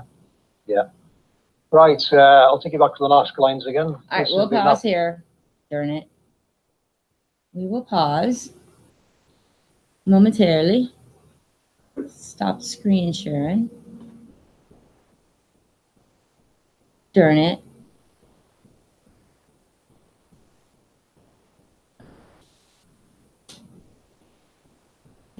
That wasn't fair, but okay. Okay, me first. Andy, the answer to your question is no. I cannot turn on the closed caption because it takes away from what we're really doing, because it determines its own language. It has its own vocabulary, which has my attention, their attention, and nobody's paying attention to what I'm trying to do, because this is like a soap opera. If you miss an episode, you gotta go back and do some homework. I want y'all to keep up with me. So I can't turn it on, as funny as it is. Now, what I could do for you, Andy, is if I know that FPV is going to have a long-term, if he's going more than 5 or 10 minutes, for you, I will turn on the chit chat. I will turn on the closed caption, CC. For you. That's only if you can't understand them, because I agree. But I can't do it during the whole show. Okay? I'm looking at my phone in there. And I keep reaching for my glasses. Look, y'all. This is what I have. This is what I'm using. Yeah. I have to literally do like this. My old eyes. Okay, so questions. Ready? Oh, let me go ahead and plug this. I will be, hopefully, if all goes well, be interviewing Mr. Milky Way right here on ChinaMrsJones Wednesday, if I'm correct. Correct, Milky Way? Correct me if I'm wrong. I'm not sure of the time. But that should be exciting, because I've got some questions for him. Good questions. It's going to be a fun show, because he's a fun kind of guy. But he endures all of us. He endures the witches, the warlocks, every religion. People like me who just confused all the time. He's not judgmental. His shows are funny. He makes them funny. So I think it's time for him to be on the other side. I want to know how he does it, how he maintains. Because he's really funny. He's not biased by no means. To him, we're all one. He's just trying to get to the same point we are. So that being said, that should be fun. So Jason, make sure you bring plenty of popcorn. Okay, my questions. And I want to put on my old glasses, so don't make fun of me. FPV, my question is, well, my first question is, does anybody beside me see some similarity between the crop circles and the lines? I want to call them Aztec lines. Naztec lines. Similarities in their shape, their form, the way they are. I find that very interesting. Don't you guys? This is why I wish you were on the panel with me, so I wouldn't have to look in the chitty chat. Chitty chitty bang bang. Y'all remember that?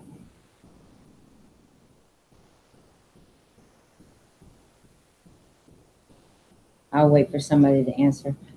But I found resemblance in that. That means that, to me, there are a lot of similar mechanical things going on. Say like you use the same bolt for the same screw. If you get what I'm saying.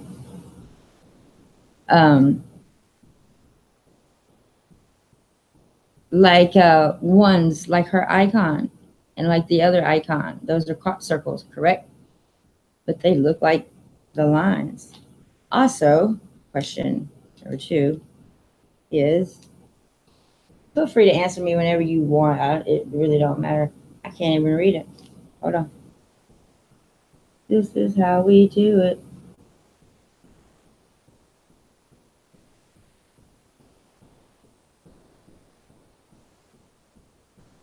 But bottom line is, how can y'all not believe this? I want to say what I said in the beginning of the show. What we are seeing. I mean, if you really are Christian and you really believe in that book and word for word, you can't renege on it now. Signs are in the heavens, right? Okay, signs are in the heaven, but to come from below. Why is this so hard to believe? There's no other signs in the heavens. The angels that you see, that would even, I mean, dictated perfectly down to the feathers I've seen. This is coming from the underground. The dragons I see are coming from the underground. Why is that so hard to believe in this book that we had no choice but to read and obey, as evil as it is? But you will believe in that and criticize and ridicule and just take one's, I don't know, insult my intelligence when I try to defy that book.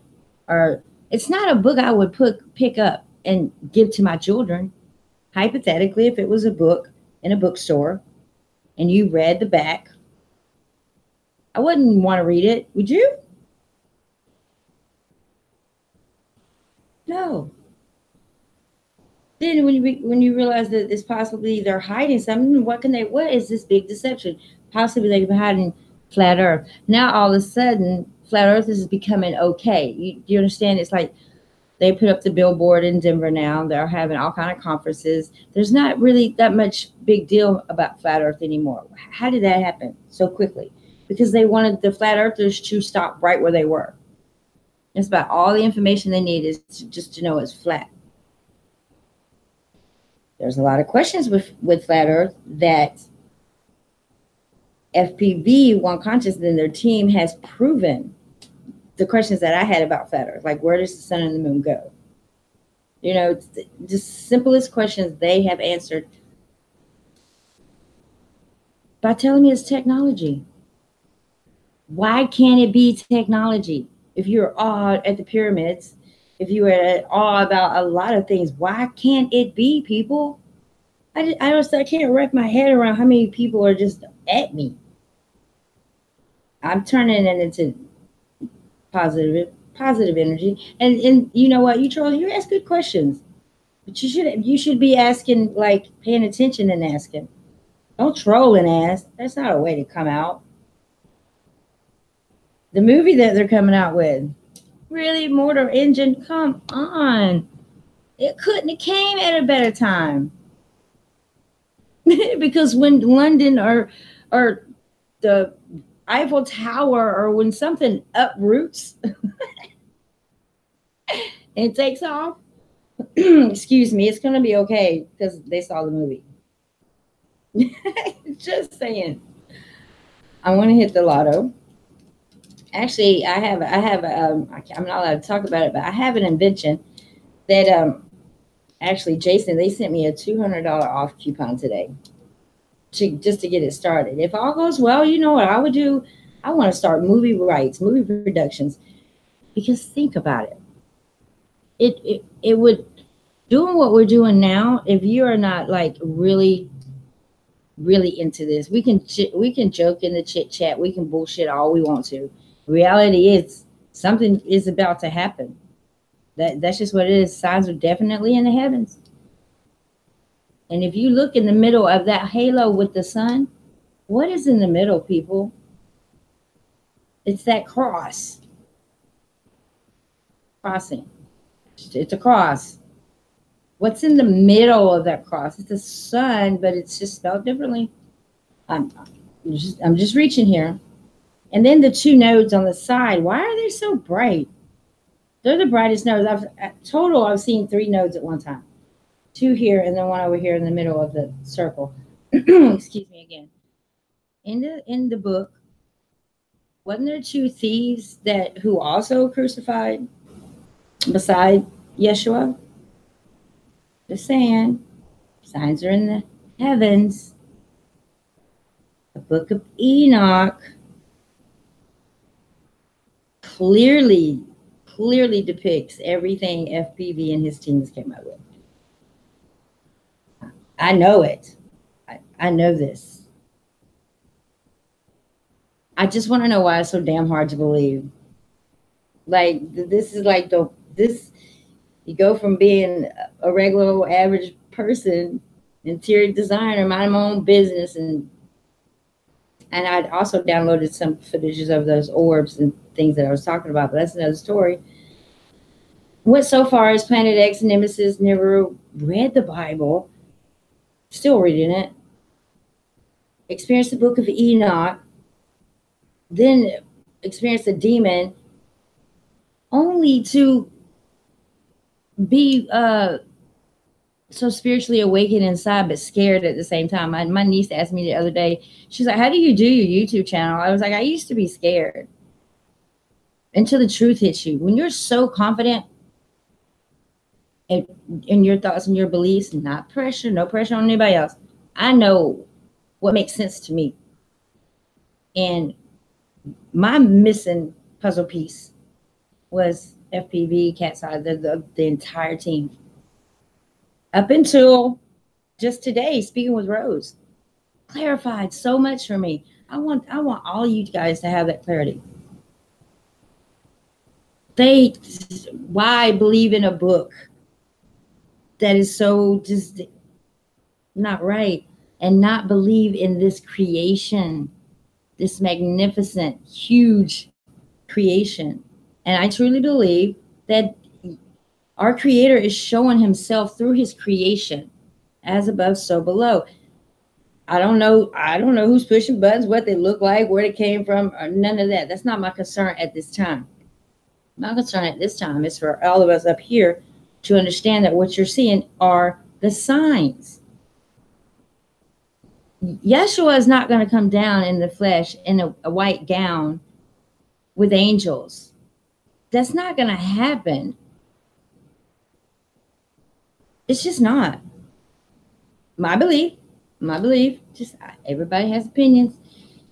It makes more sense to me that this beautiful mechanical angelic matrix that we live in is no longer a prison to me. I have to get out the matrix, but the only way to do that is recognize.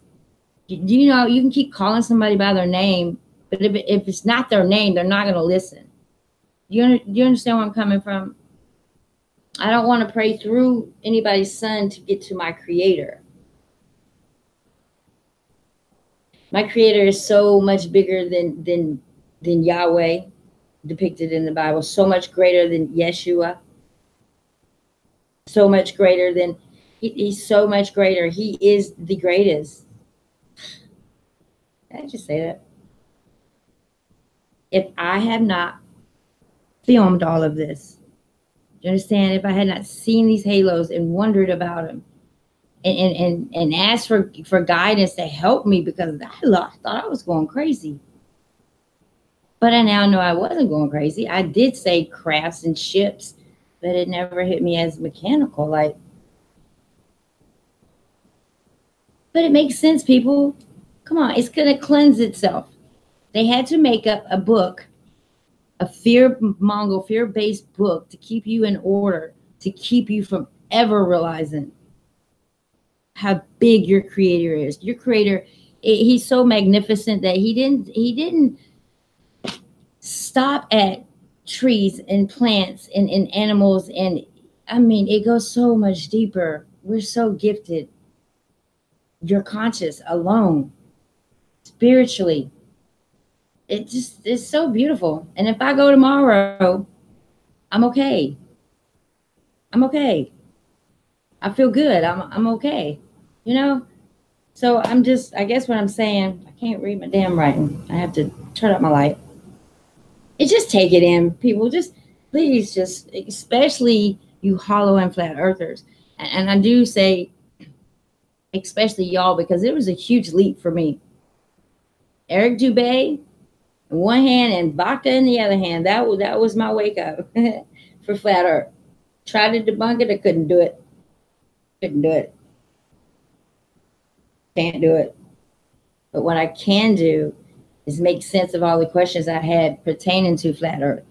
You know, like how does the water recycle on our earth? You know, then I would start thinking out, you know, like, okay, a fetus that grows inside of us, right? And in the fluid, embryonic fluid, it changes 3 times a day. You know, that's what we can do. That's how great our creator is. But we're just as great, you know. Our body is equipped to change the waters. Our planet does the same. I always wondered where it went. Where did the sun and moon go? I always wondered. Now I know.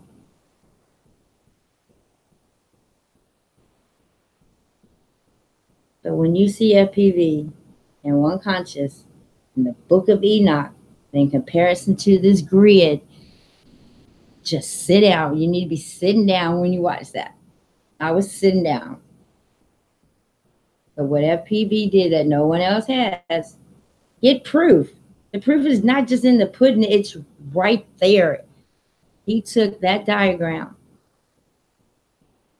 and placed it over, placed it right over. It was a one conscious video, but placed it right over where I place my finger all the time. He laid that grid down, and when he did it, that was it. It was like, moment. That's what I've been seeing. The whole tube.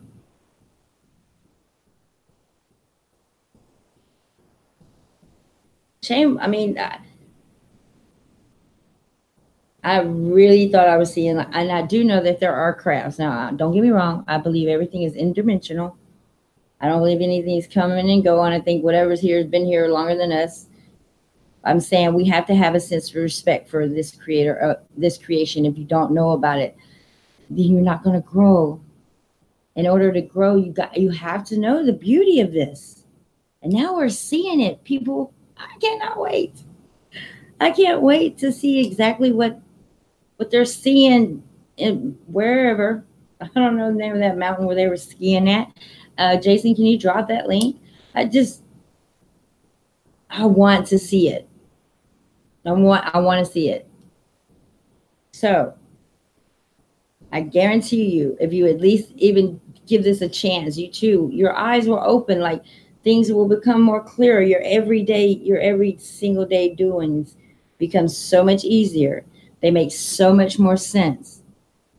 Like I almost almost in my head made my headache go away the other day. I still gave in, but I almost did it. You know, you just start trying different things. When you walk outside, it feels different. It smells different. Everything changes. So I'm going to stop talking now, but give it a chance, guys. Pass the word. Like, hey, you know what? This crazy person China, she's got this thing going on, you know, weekly, FPV, or whatever. Just give it a chance. I know it's complex. The average me 6 years ago would have never done this, ever. I would have never stopped at that because it's already intimidating. You know, look at the technology.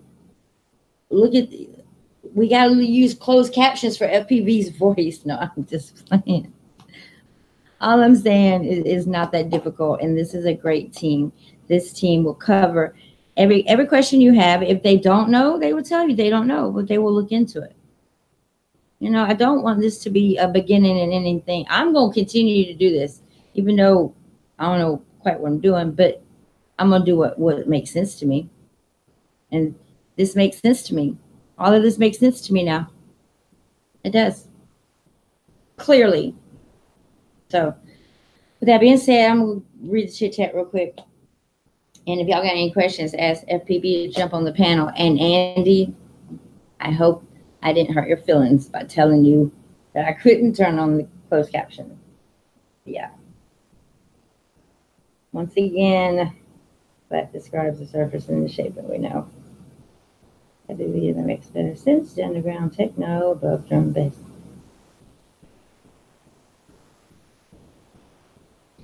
Okay, FPV. Did you just let me screen share it real quick. Y'all tell me, what do you, from the aerial view of this drone, here I am looking for the other glasses. From the aerial view of this drone footage, right, that I shot the other day,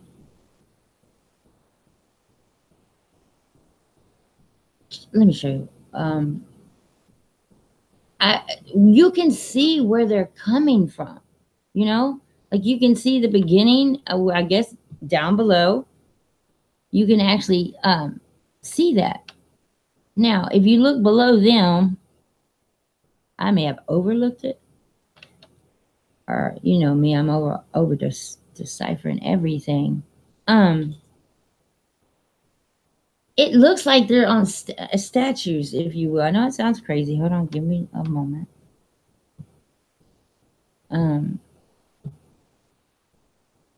Again, I am blind. I keep wanting to touch the screen. Come on. There we go. Okay. It's so beautiful. I know it's small because I did it from a dang phone. But,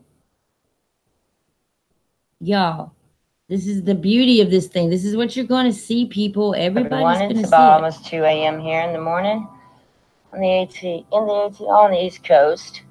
I was going through Facebook. Sorry. And I rarely do that. If you haven't seen this video, watch it. What I'm about to show you is something we've all been studying.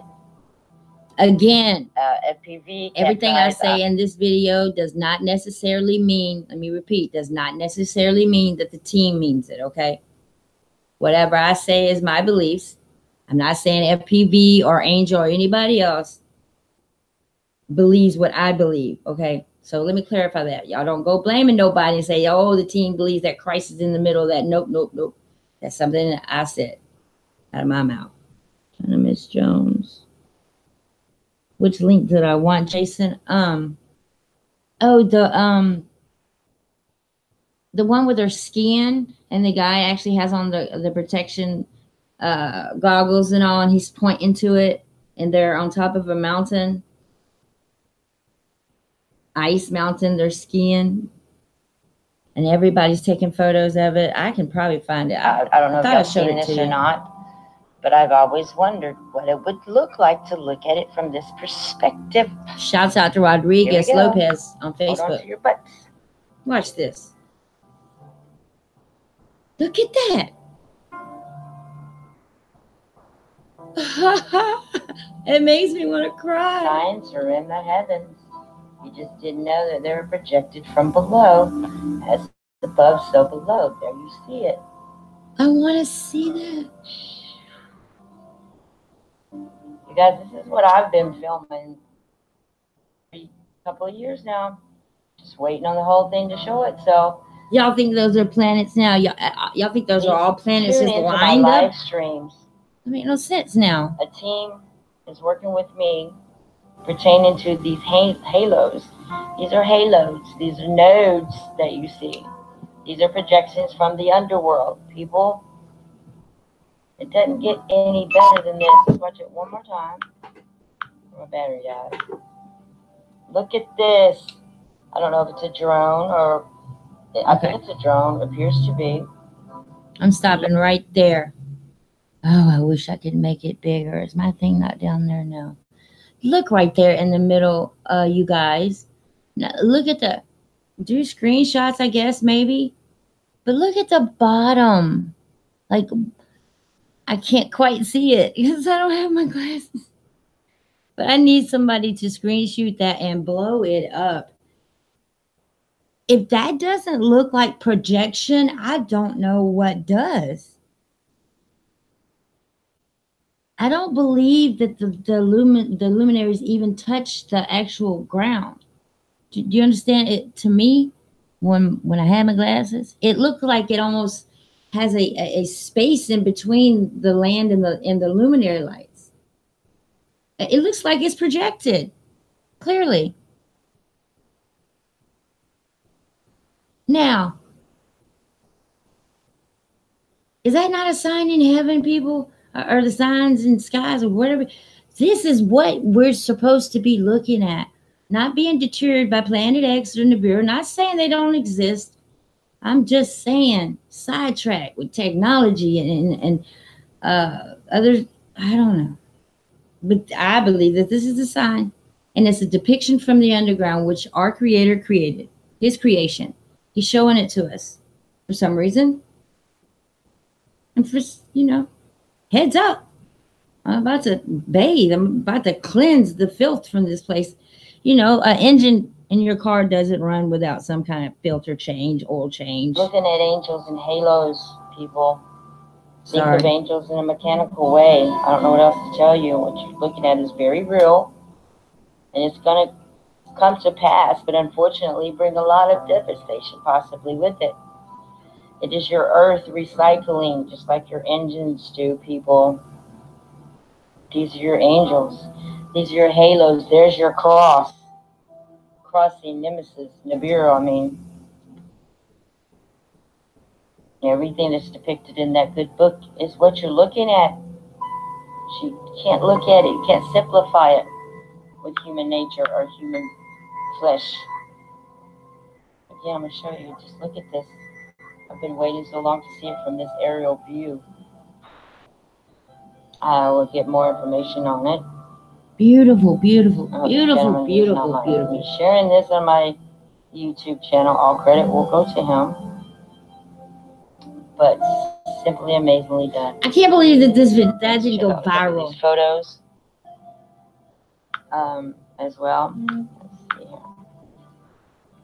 Again, Rodriguez Lopez. Much respect. Look at these photos, guys. Look at this. People. That's what you're going to be seeing very soon. Oh, my Lord. Y'all have no idea what that looks like to me. Over and over again. Y'all don't want to listen. Now, see, I don't just... why you've seen me in the skies. I don't just see a halo there, you guys. He is, and I've never told FBV, Jason, none of y'all this. Like...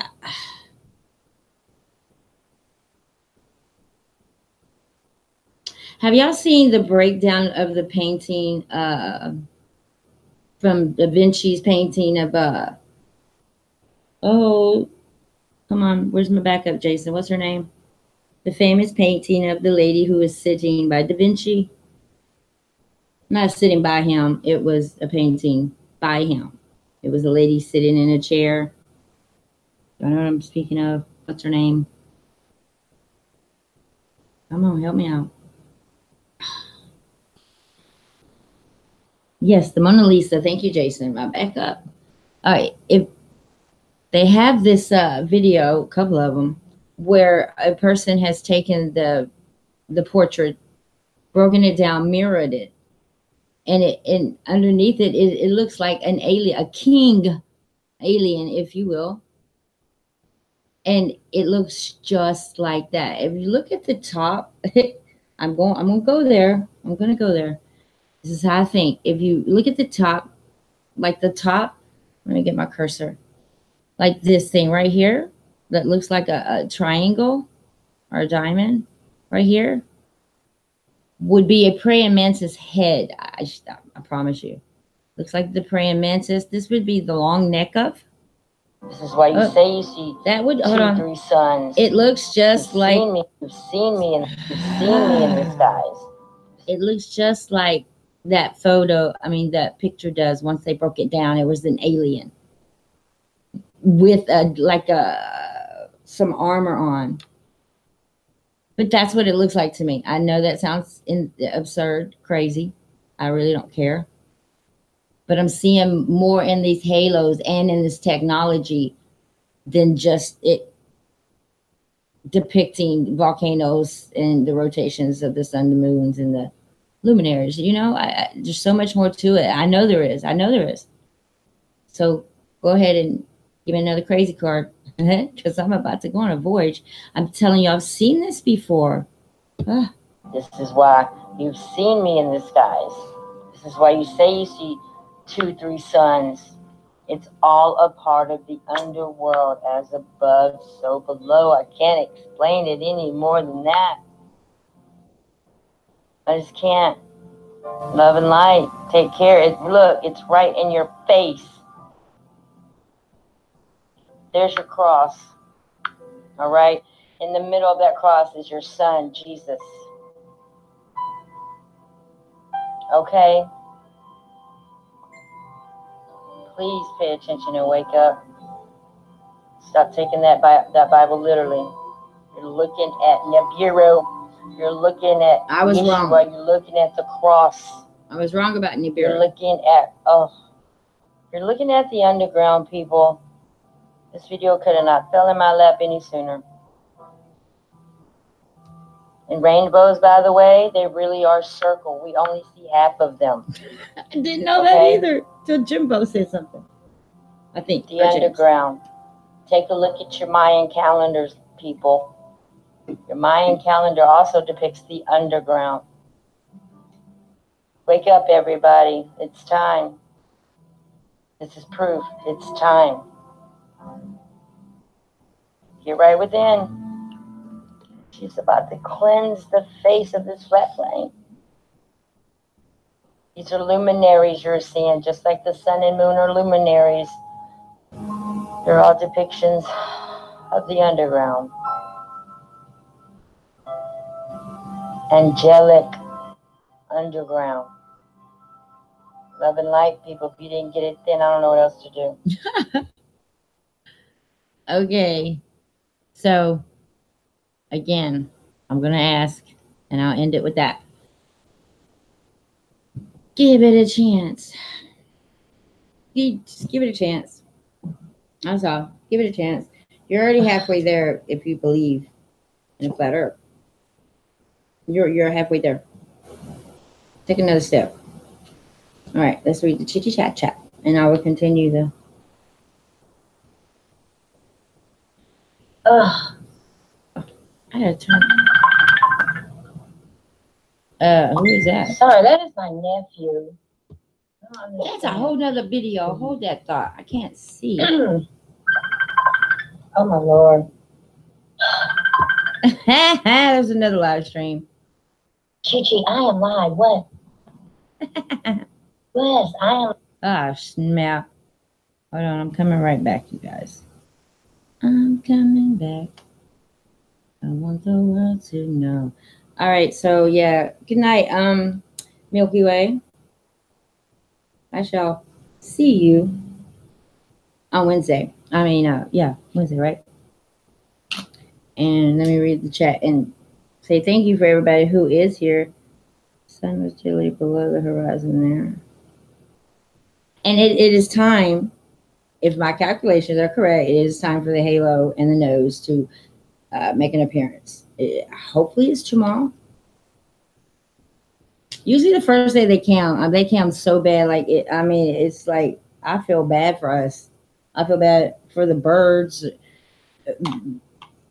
Anything that has to endure the atmosphere, it's like you cut a square out of it. It's so thick.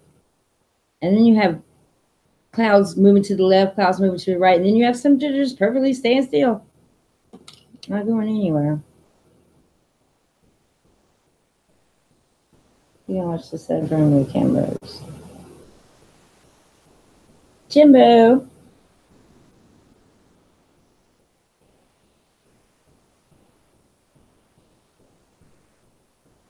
I wonder if it's inspired by that. I tell you what, I just love this. I love you guys. This group is so awesome.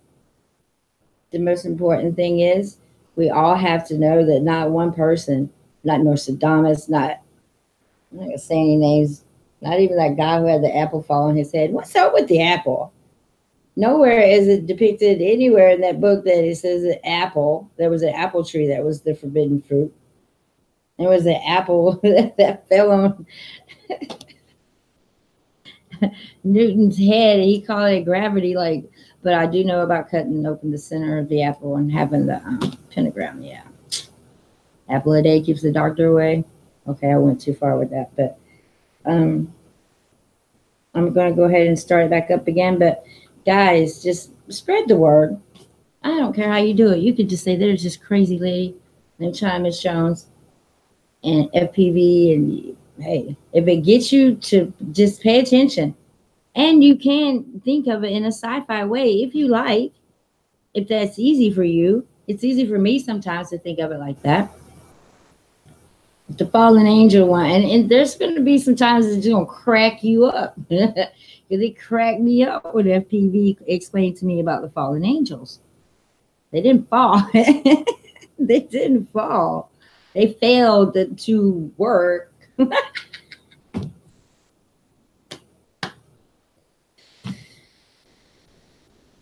All the murals in the churches and all. Think about the rings. Just think about it. Everywhere I look now, I see it. I have the Mayan's calendar right there on the floor, and I can see it, and it makes sense to me. The Mayans were trying to tell us that the world was going to end December the 21st, 2012.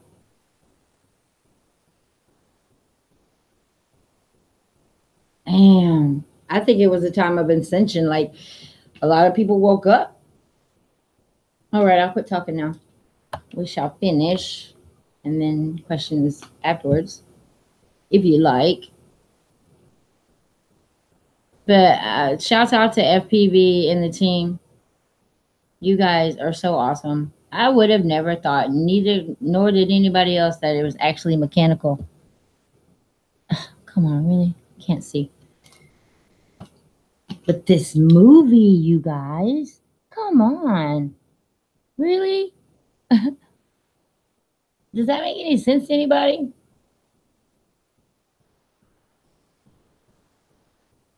I mean, it makes perfect sense. The timing is what is ironic, I guess you could say. And then the things that they say in the preview for the movie is exactly what FPV and everybody's been saying. You know, the one who controls it controls mankind. Wow. I'm almost there. I'm sorry. I'll be there. I just think this is amazing. I know I'm an emotional person, but this is simply amazing. I'm telling you, it's like learning to ride a bike, you know, all by yourself. Excuse me. You know, or just accomplishing something that you never ever thought you. I can't say rocket scientist. Again, this is the Nazca Mandala and the. Maybe. I don't know. I just think I think this is waking up. I think this is what waking up is really all about. You can't just say I'm awoke or I'm awake, and because you're a conspiracy theorist, you can't, because you never stop waking up. There's way too much to learn, and I believe the more we understand as a group, the more we'll ascend together. Can't do it alone, right? Nope. The Sun-Star of Peru overlaid on the CD's world map. This is what completes the grid. The background grid is the 12 by 12.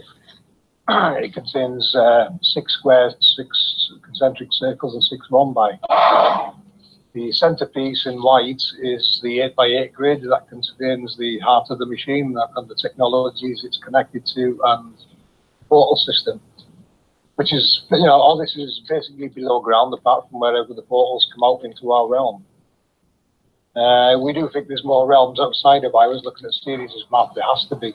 We would expect to see more outside of this, more land. Especially when you look at Antarctica, that's very elevated landmass compared to the rest of the world.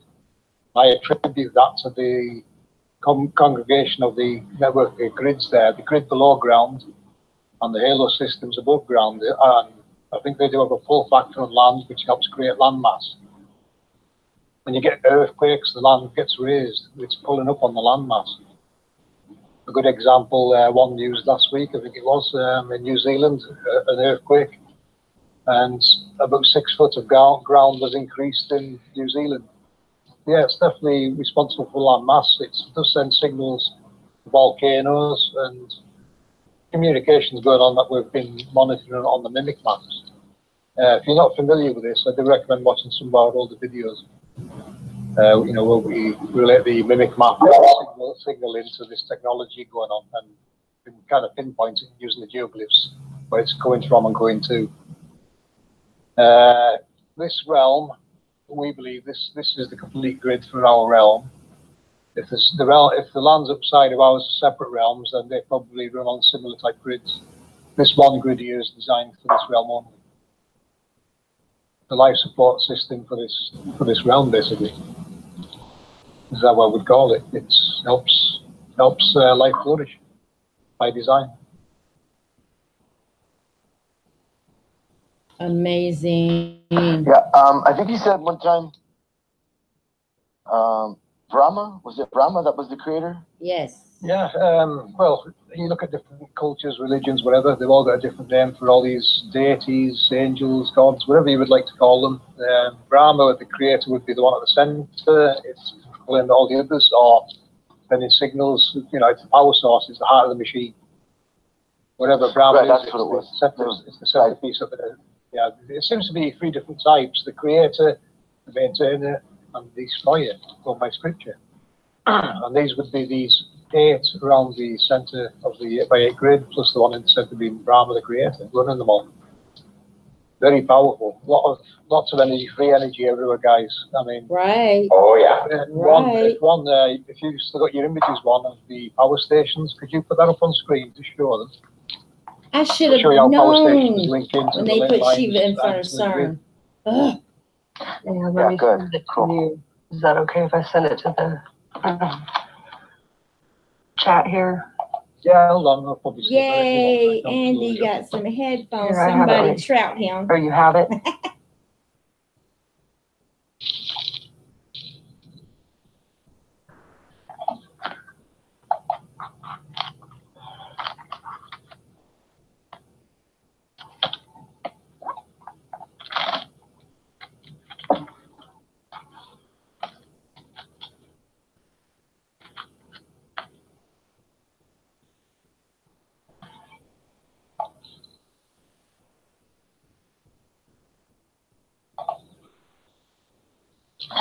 Yeah, the sun trajectory and the moon trajectory they're on their own path, it seems. Thank you, Jason. Well, they're definitely on their own path. You can see that.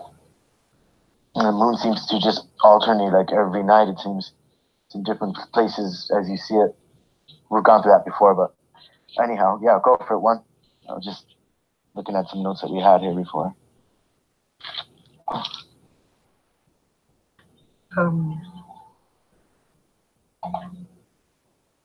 I was waiting for the picture to go up. There you go. It's on the screen for you now, one. Okay.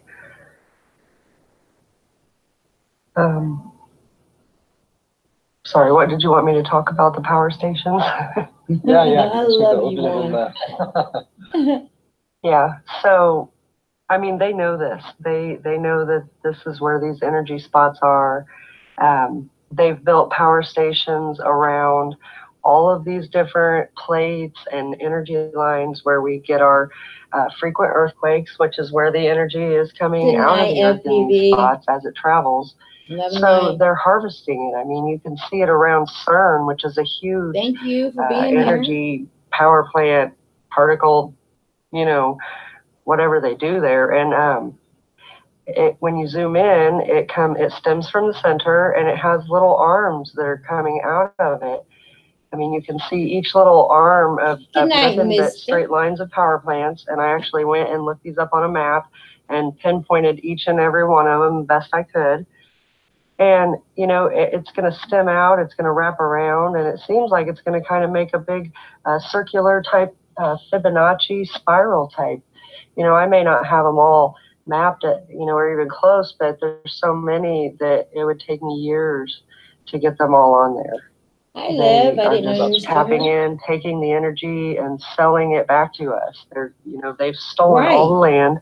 They've called the energy all of theirs, even though it was put here by the creator for us to be able to live here in this world. And that's the thing that we need to open up to people, and the idea that this is all free. We could do this. We could do this ourselves. We don't need their energy and power lines. That's a comfort. That's a comfort that they use to keep us enslaved.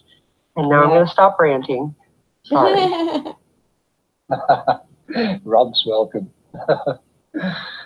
Yeah, so you can see there, guys, the flower of life, the Fibonacci sequence is the signature of the angels. This is how we know their signature. This is where it's generated from, this rotating toroidal energetic field coming from this technology.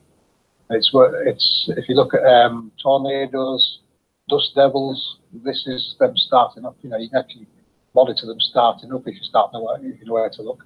And you'll see It makes sense. Damn it, it makes sense, y'all. This is how it works. You know, they're responsible for. You know, we've got an origin now for lightning, the halo in the sky. That's where the lightning's originating from. Add some water like rain, you're going to get arcing. It's just that's where it's coming from. The halos, earthquakes, volcanoes. They're capable of all these things. You know, it gives a lot of answers for things that's going on around our world. Real life data.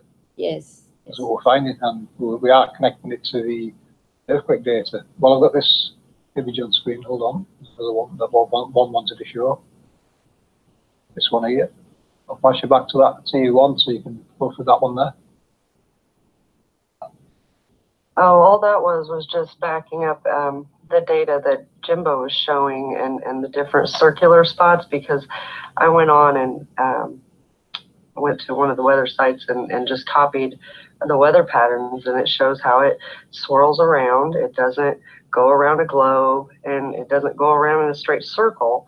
It follows its path. It takes little loops, and some of the cold mixes with the hot, you know, and this is how it works. I mean, this is how it works. And he was showing the real time, and you could see it really good, how it comes up, you know, to the northeast and wraps back up and around and comes back down. Anyway, that's all I was trying to show with that picture. And that answers my flat earth questions. A few of them. Yeah, that one in there.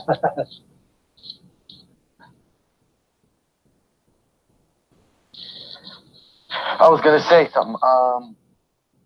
Okay, so okay, everybody here knows the Earth's circumference, right? Does that change with this information? Do those numbers change? Knowing this, the circumference is one measurement, but does this change that whole dynamic, or does it remain the same? It would change, right? Anybody? The circumference of the globe. Well, that would be basically they get that figure from one side of one halo to one side of the other, really, on this electromagnetic projection. So, that's probably their measurement of one side of halo to another, really. We do. Well, it's 24,9. So yeah. So that's looking at our grid, that would be 3,100 miles per square on the grid. If that's if that's two figures, that would make the grid about 3,100 miles per square. Well, that's why I asked that question. I was wondering, does that change? I guess that's something that needs to be looked into. They're basically measuring the technological projections of the realm. It's not actually the landmass that the figures are coming from, I think. It's where the technology ends. Well, that's the circumference or the distance across the 8x8 grid. But in the background there's a 12x12 grid, so it's wider than they're telling us already. And we can see from Sirius's map there's more land in the south and north. And with the 15x15 grid, right? Yeah. We haven't got any imagery from east or west of what we've seen on Sirius's map. But, I mean, you can see a lot in the north and south. How do y'all come up with the estimates? That's amazing. So that number doesn't hold water. Does it? I'm sorry, I just got off. But I was just trying to, More observations to show. Why don't you guys take over a minute? I've got some more stuff to show you. That was funny.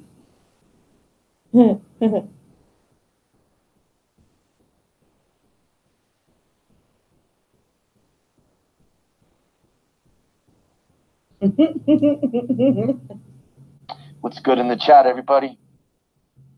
Again, thanks for being here. You guys have any more questions?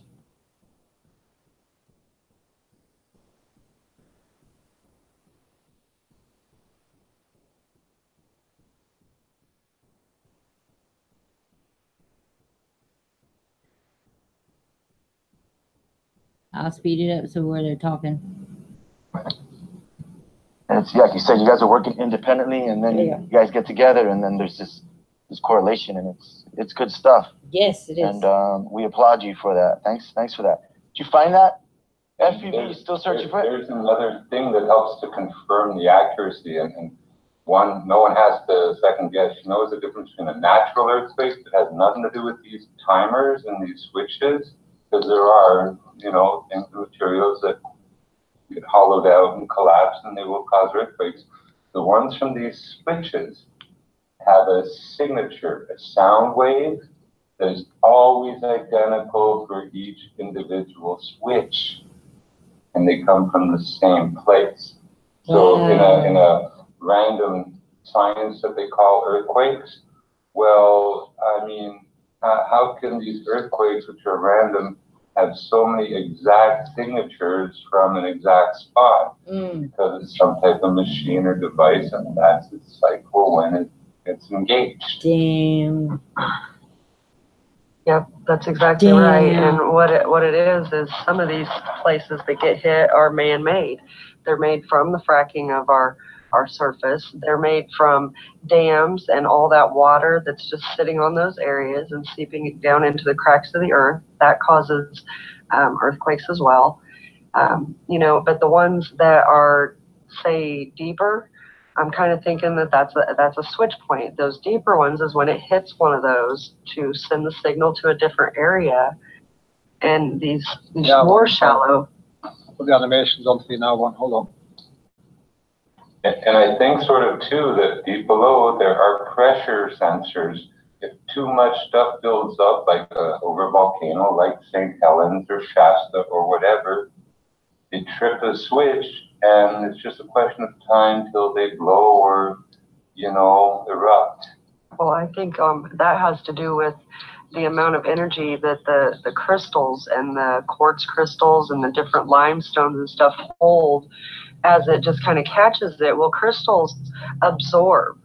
So they're holding all this extra little energy, and you're right, when it starts to build up too much, that's when it's going to explode. Because what causes crystals? Well, it's hot volcanic flow flowing through water or glaciers is what causes these crystal formations. So yes, and they're absorbing this energy. I mean, everybody that's ever studied crystals knows that a crystal will absorb all sorts of different energies. You know, witches hold them in their pockets daily for absorbing negativity around them. And there's therapeutic values, even without witchcraft and stuff. Light and other stuff has therapeutic value. And crystals are key to, you know, all frequencies and stuff. So it's a bit esoteric, but it's a fact. Well, you can also charge them, you know, and that's what, like in the Wiccan religion, I refer to that because I studied it a long time when I was younger. But you charge your crystal, and it holds the energy that you're putting into it as a personal effect. So, you know, I'm sure that these crystals that are under these volcanoes, which is our power spots, because they're pushed up from the energy, and they're forming all these crystals, they're holding this energy, and yeah, when it builds up, it pops. It has to release. It can't hold more than it can hold, you know? Can you see that screen? Crystals, they can emit light. Crystal under pressure can be a source of, you know, real output of electric energy. Form an orb over the ground and the dancing lights like some mountains have. There you go. This is one of the maps done by Iron FE. Big shout out to Ron for helping in the background. This is data collation of earthquakes. What we've got here is about 5 weeks of data now to show you. I'll let Ron talk through it, and I'll just let it cycle through them all till she's finished. All yours, Ron. Yeah, so what I was saying is, so the blue ones are our shallower ones, and then it goes, you know, yellow, orange, and red as they go deeper, and then purple for the deepest. So I'm thinking that the blues, the more shallow ones, are the signals shooting across the land, you know, in the past. These deeper ones are when it hits a point where it needs to change. So the signals come across, they hit a plate, and they somewhat change the direction to go and signal to the next plate. and it's carrying our sun, like we showed you earlier. It carries the moon, it carries the winds. So each one probably has different functions. You know, some of those are for the sun, And that makes and sense. some of those are for the moon, but some of those are for the wind, and if that makes sense. Makes sense to me.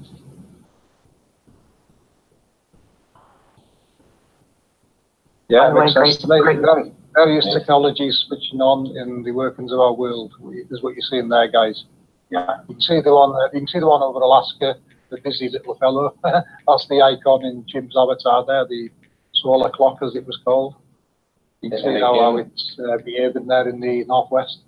Mechanically, to the west is where you're going to have the flyback killer, where the sun gets put in neutral for a split second, and then it gets reset in the east at another, gate or deflected to a slightly different spot to do its next cross of the plane, basically, and follow these guiding magnetic forces that are being switched on and off across, you know, like just scanning of a TV screen, the little electron that's going across your screen, the same type of configuration and electronics are involved to manipulate magnetic fields. All of the same basic things have to be here that are in your TV set, the old cathodes or in an oscilloscope. Truly, truly is a flyback system. It may be real hard to believe that we have a new sun every day, but that's the truth. The truth is NASA doesn't have an SRO in a Goldilocks zone halfway between here and the sun that can do flipperoonies and cool off its backside because its front side got too hot and spin halfway around and still pick up data. They're filming probably a little hot plate or something with a little candle or a little propane torch to redden a little piece of metal. And they got a camera on that, and that's what they're showing people as the sun. Something stupid. And then you have like a guy, he's doing SROs, the solar observation, and he got $500,000 donated from people, generous people. He has a bus and he's going all over the world to do whatever solar research and connected to earthquakes. The 90 million mile away sun for his research. He got $500,000 and more from people to get this bus to travel to Arizona, to here, to there. There's something already, you know, and that's big in the sense that it's an entire website that years ago I was following, you know, I was checking out this guy, and he still hadn't had the $500,000 bus and all this stuff that he's real happy to have now, I'm sure. But maybe after this comes out, not so happy. But again, there's another one out there, very smooth, very good video. It sounds like great knowledge and information, and it hooks you. But every word of it's babble. So, I don't know, I think NASA got some, you know, once this gets out, and I'll make sure it gets out to, you know, basically the Mormons who are flat earthers now, the alumni for the last couple of years at Brigham Young College, they're flat earthers. Other religious people, other creationists, I'm going to get it out to everyone I can. Face to face, pressing palms. And like I say, a lot of people used to laugh at me, and I ran into a half a dozen at least there yesterday or the day before. And I laid it out. And boy, were they, the silence was deafening. But, you know, I didn't tease them or do anything. I let them, you know, I think with that brain paralyzed, because, you know, when you see it a little bit laid out and scratched onto a Kleenex or paper, it's so easy to understand. Yeah. You know, stuff that we've been told, like the devil's triangle, to see it put out with such beautiful pieces of metal in the ground or just laid out under the ocean to do a job. And the intersection, the piece of metal that joins with it, that triangle shape, and they know about it and they let people die. How can they? Yep.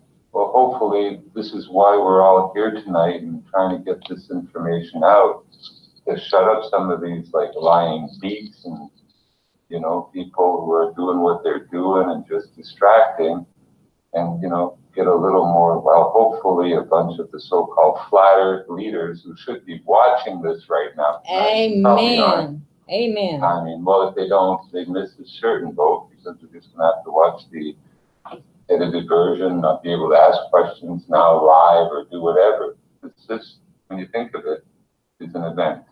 Yes. This information is very accurate from the placing of these bars, the earthquake data, the FBP's and analysis of what are called angels. Even if there are two kinds, real angels with wings and these machines, they're both called angels. They're both very powerful, right? You know, stories about them. But these hardware angels are used for so many different things. They're engineering marvels. They, you know, when they say bring the mountain to Muhammad, I think that's exactly what they did. They can turn on and raise a mountain in probably 40 days and 40 nights. You know, anyway, it's a structure, it's a construct, it's not a big bang, we're not floating through an endless universe. Everything is so structured beneath us, it's not a hell. It's like an amazing factory of machine technology and all this stuff, giving us everything, sensing all our needs as far as weather goes. So-called global warming and all these other jokes they're using to tax us so we reduce our carbon footprint and blah, blah, blah. How come all of these people, these globers, are pushing all these lies, putting poisons in our skies, saying that, oh, our spinning ball hurling through the great attractor trillions of miles away, we need to spray stuff to cool it down because, oh boy, it's getting hot. When every control is below our feet, control the air, the rain, the wind, the tide, the Bay of Fundy. When water gets compressed with nowhere to go, it backs up. The one plate that runs north-south in the Atlantic off the eastern seaboard, and the one that traverses it north of Quebec, when they turn on and off, or at least the long one, north-south one, it pushes water back and gives a low tide. When the water comes back, it runs into these barriers, both at the right and left, trying to head north, and well, it's like a bathtub or whatever, as water that can't go forward backs up. Some goes forward, but there's a whole, well, at least 50 feet of water that backs up and becomes a 50-foot high tide in the Bay of Fundy. And they say, oh, it's the moon that causes the high tides. Right. I think most of us seeing this can figure out pretty quick the moon ain't causing no high tides. The moon ain't being stuck in our orbit by no magic gravity. So neither are the other 8 planets or 9 planets, including Pluto with goofy little Disney doll. The whole playing board with these plates exposed. Like I say, one day I'm gonna probably finish with the lights because I want to get a 3,000 watt, you know, green church light that has a beam that can be seen 7.5 miles away, and do a 6-mile experiment, and maybe put like some mylar reflectors from water level up a post to say 50 feet up, and then shine from across the water and see if I can't see the reflection from the water and count, you know, I don't prove there's, you know, no curves, no. I only shine on the second sheet. A mylar sheet is like $1 each for a 6x6 reflective surface that you can stick to a board. You know, a few dollars, you got a bunch of reflectors miles away from you. You point a light at it and go up a little cliff wall. I count 5, I put 5. And, you know, no curve. If there was a curve, you see reflection from 4 or 3 higher ones. You know. But anyway, I'd like to, and I'm probably gonna, you know, I'm still focused on it. Gonna get a 3,000 watt green searchlight and go point it at people's freaking butts. That's good because you'll well, you know, the baller is always using geodetic surveying. Distorted that whole lenses, pseudo, too. yeah, with the pseudoscience and the curved horizon. We've talked about this before. So that's a thing of the past. Yeah. Yeah. So in fact, the ChinaMrsJones guys that's on screen. This is another gem made by, ironically, it's the sun and moon tracking he's started doing for us. He's connected the sun and moon, as you can see there, he's made a connection between the sun and moon, so we can see what kind of relationships going on with those. Over time, you know, we should be able to plot the offsets, the offsets and the true movements of these luminaries around the halos on the grid. That's the plan. That's the long-term plan. Yeah, and you know the full moons, the blue moons, the blood moons, the quarter moons, every phase of the moon, and predict eclipses and everything to a T, like Aztecs, Mayans, or others. Yeah, how's that happen? Technology that we're looking at, predictable, but it doesn't run on time. It runs on sequence of events in part, but a synchronization, a certain number of cycles that it must go through. But it's given flexibility in the amount of time it can go. The Earth doesn't care about time, neither does the sun. An invention. Another thing to distort reality. Something to give you and then steal back from you. Oh, you're running out of time. Oh, you owe your time. What? It's perpetual. It's our time, if there is time. And time moves through us. We don't move through no time. Like I say, I really believe, the biggest legacy any of us have is not whether we have a yacht, a boat, or this or that. It's how we treated ourselves and others. Amen. It's never too late. Most of us, I'm no saint. I've hurt most people that I've ever known. I'll be honest. But I've been resistant to lies and stuff, and can't start giving in to liars, cheaters, people stealing from you, other stuff. Lies of where you live and who you are just the same as stealing your wallet or your property. It really amounts to the same thing. That's that. Steal a nickel or $5,000. We want to distort that and say common sense says a nickel is less. You don't punish it the same way as 5,000. Well, theft is theft. The rest is. I'm pausing for a moment. Have y'all heard about the tsunami? Oh, I guess y'all did. I see it in the chit chat. Yeah. Yep. Tsunami just. Ugh. Wow. What? Were there any a tsunami came out of nowhere, or did the earth shake the closet? What happened?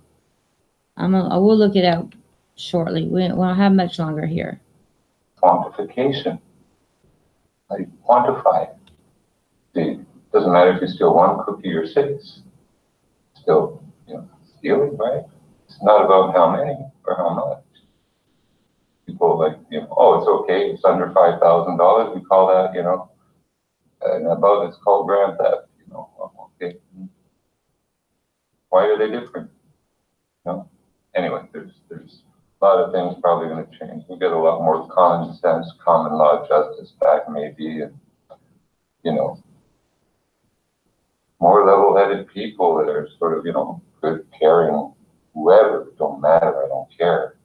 But people taking care of themselves, God's home that's been made for us, and each other. All I'd like to see is make a better world for everyone right there. Yeah, it's a plan. Yeah. That's what we're looking at. Hopefully, with this presentation we've done tonight, hopefully people can share it. People can have a bigger picture of what's going on. Well, word off, what we're showing you guys is the bigger picture of how it works. It doesn't need broken down to its macro levels. And, if anyone can help with that, or if it helps your research, fine. Take what you can from it and use it in your research. I'm just going to present this, Jim, the new mayor fakery going on. I'll play this and then I'll let you take over again, mate. Fakery.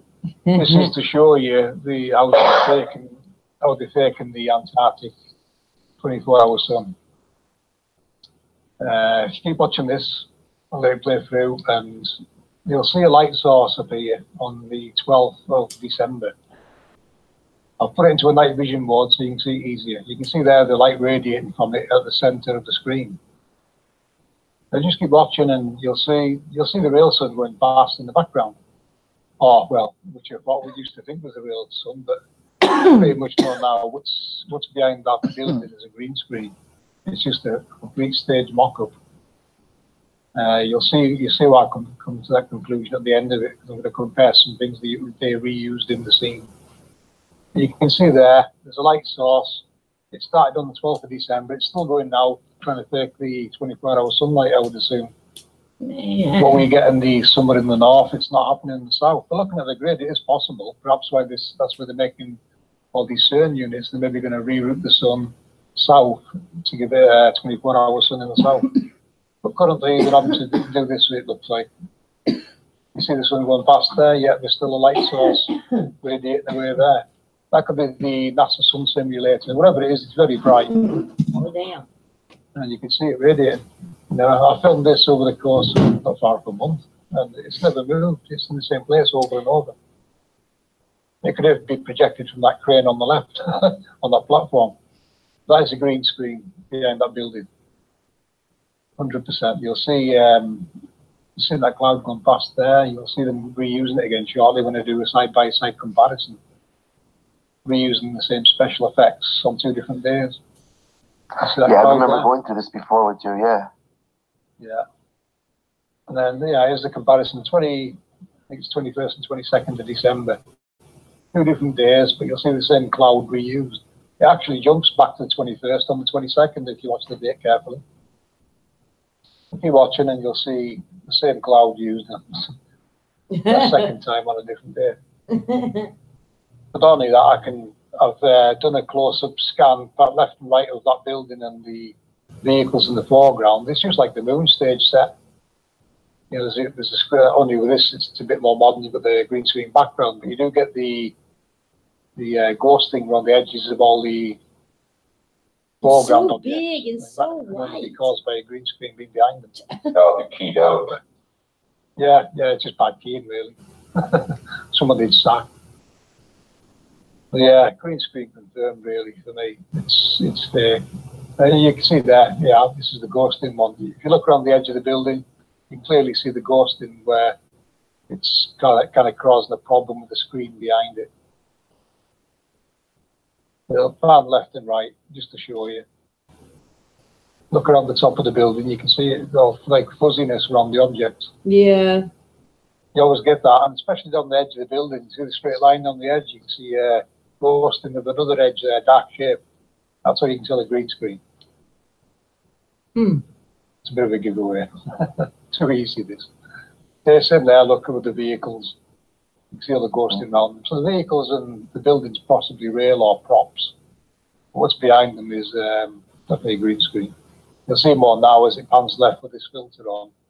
And you look underneath on the left side of the building, you can see actually the green squares. But yeah, the sun, they're just faking the sun like they faked ISS and everything else. So currently they don't have 24-hour sun looking at this, but I think what they do with the CERN units is where the sun, that path that one conference showed where the sun was going on the 6 halo out where you wouldn't see any light from it. I think they're possibly trying to reroute that south, give the south 24-hour sun. So yeah, that's what it really looks like. That's what you're looking at for real there, a green screen and some props and a few vehicles. In my Wow. Wow. Back to you, Jim. Cool. Yeah, James? I just like to hope and emphasize that everyone who's interested, download and save a copy and, start rattling some cages. I'm sending, a link to the I have a Planetary playlist Society now website too, you run guys, by Bill Nye, the science for the guy. underworld. So, this, it's accurate and, it's got to be shoved under noses. Like, I don't have Eddie Bravo's email or nothing, but it would be well if he saw it. If everyone would Because it's a false know, reality, that Andy. is a flag you get slapped at, well, why not? They should see this. Like I say, I hope there's a bunch of people from the whole community. We try to inform everyone we could that, runs, hangouts, etc. I hope they're here and taking something away from this and it can start a different flat earth water cooler, you know, as of kind of like even now or tomorrow when it starts to sink in. Yep. But this is accurate and it's flat. There's no question. All these things are not, you know, like the comparison of a hurricane flying over a junkyard and a 747 being left when the hurricane's over. Big Bang theory, these plates could not exist or have formed themselves in this configuration with the magnetic forces fluxing every day to move the sun and do all this stuff. I did not say that about 2 more hours. This was created. That's the end of that story. Sandy, stop growling. The sun is renewed every day. Really, really. The flyback system. No, it's almost over, guys. Work for this. It's a flyback oscillator system, and it sweeps. There's a sweep trigger to the east and a flyback killer to the west.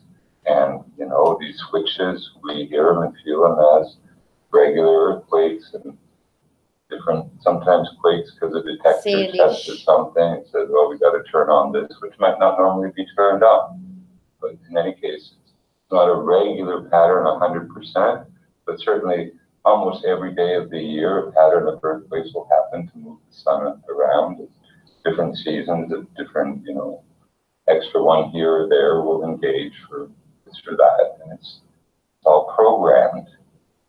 It's really a fine-tuned circuit and an amazing, what a scale type of, you know, creation that was made for really one reason.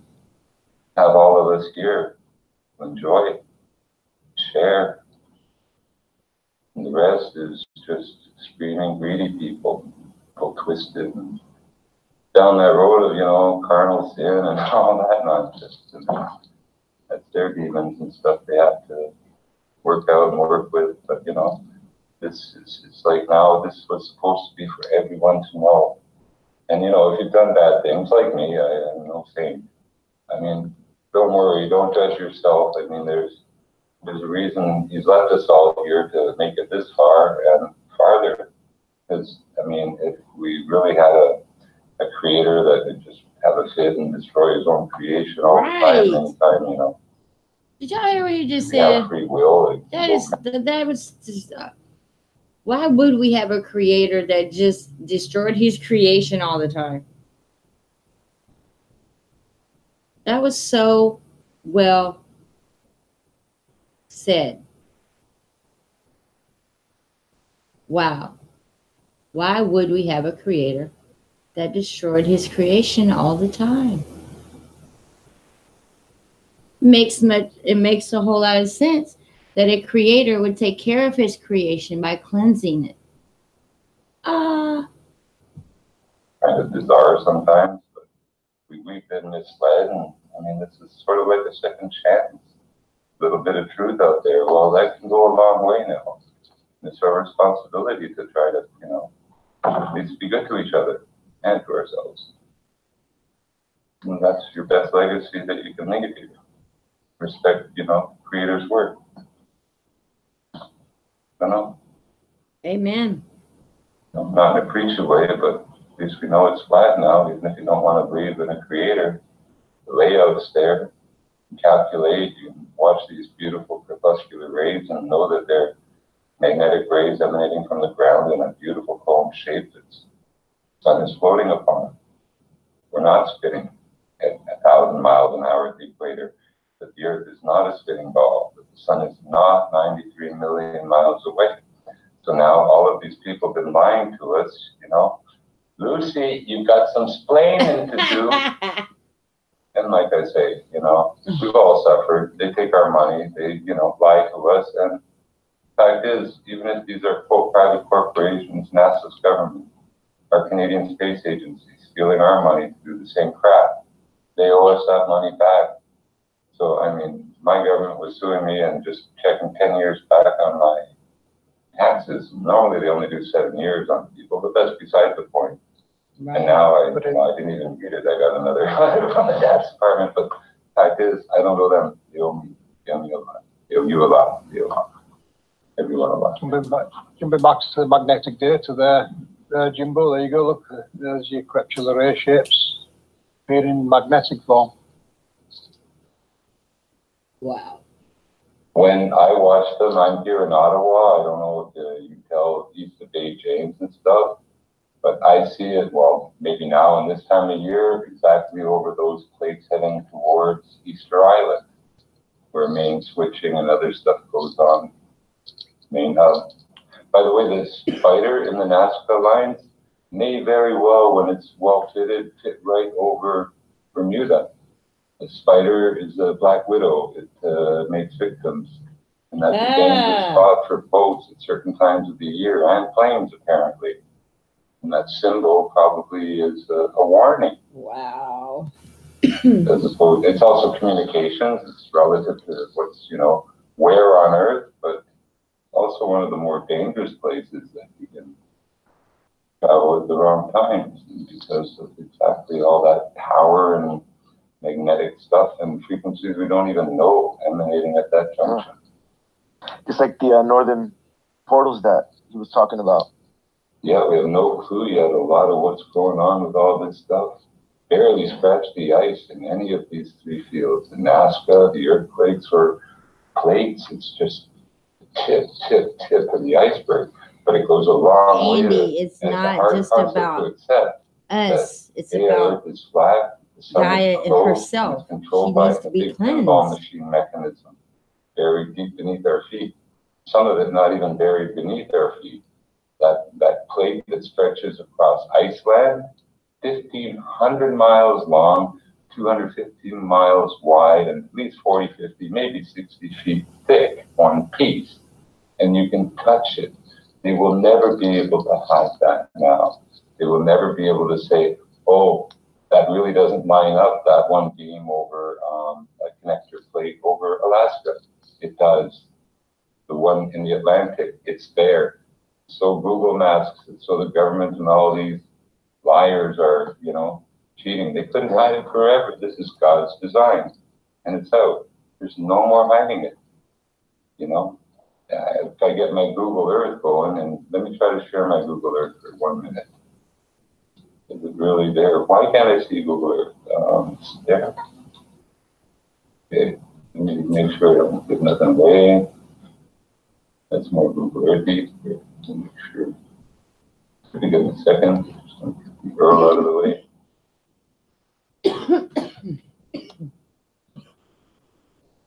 Okay, let me just share. There we go. Damn. So that should put Google Earth up for me. Share my Google Earth. That out of the way. That out of the way. So I'm on Google Earth alone now. No. You seeing Google Earth? Yeah, all good, Jim. Okay. Now, like I said, these two plates, this is the plate that runs, well, north-south, and it's true line, straight line over Alaska. And this is the one over Greenland. But you notice here, like the hands on a clock, it's at like 10:30. The fact is, these two plates are running parallel in reality. So look at what's been clipped from between Greenland and Alaska, between those two plates. And what they present to us as, oh, we're fighting over borders and a little bit of land up here. They've taken a perfect square, and it's like they've trimmed it over a ball, and at the top and bottom, this is how badly skewed it is. These two plates run parallel in reality. Here on Google Earth, not quite. But again, so we get a better look. Again, I'm glad I got Google Earth now. Again, here's the plate that runs off the Atlantic seaboard, okay, from the northern edge of Quebec, the border of Quebec, all the way down to almost across from Florida. Now here is Bermuda.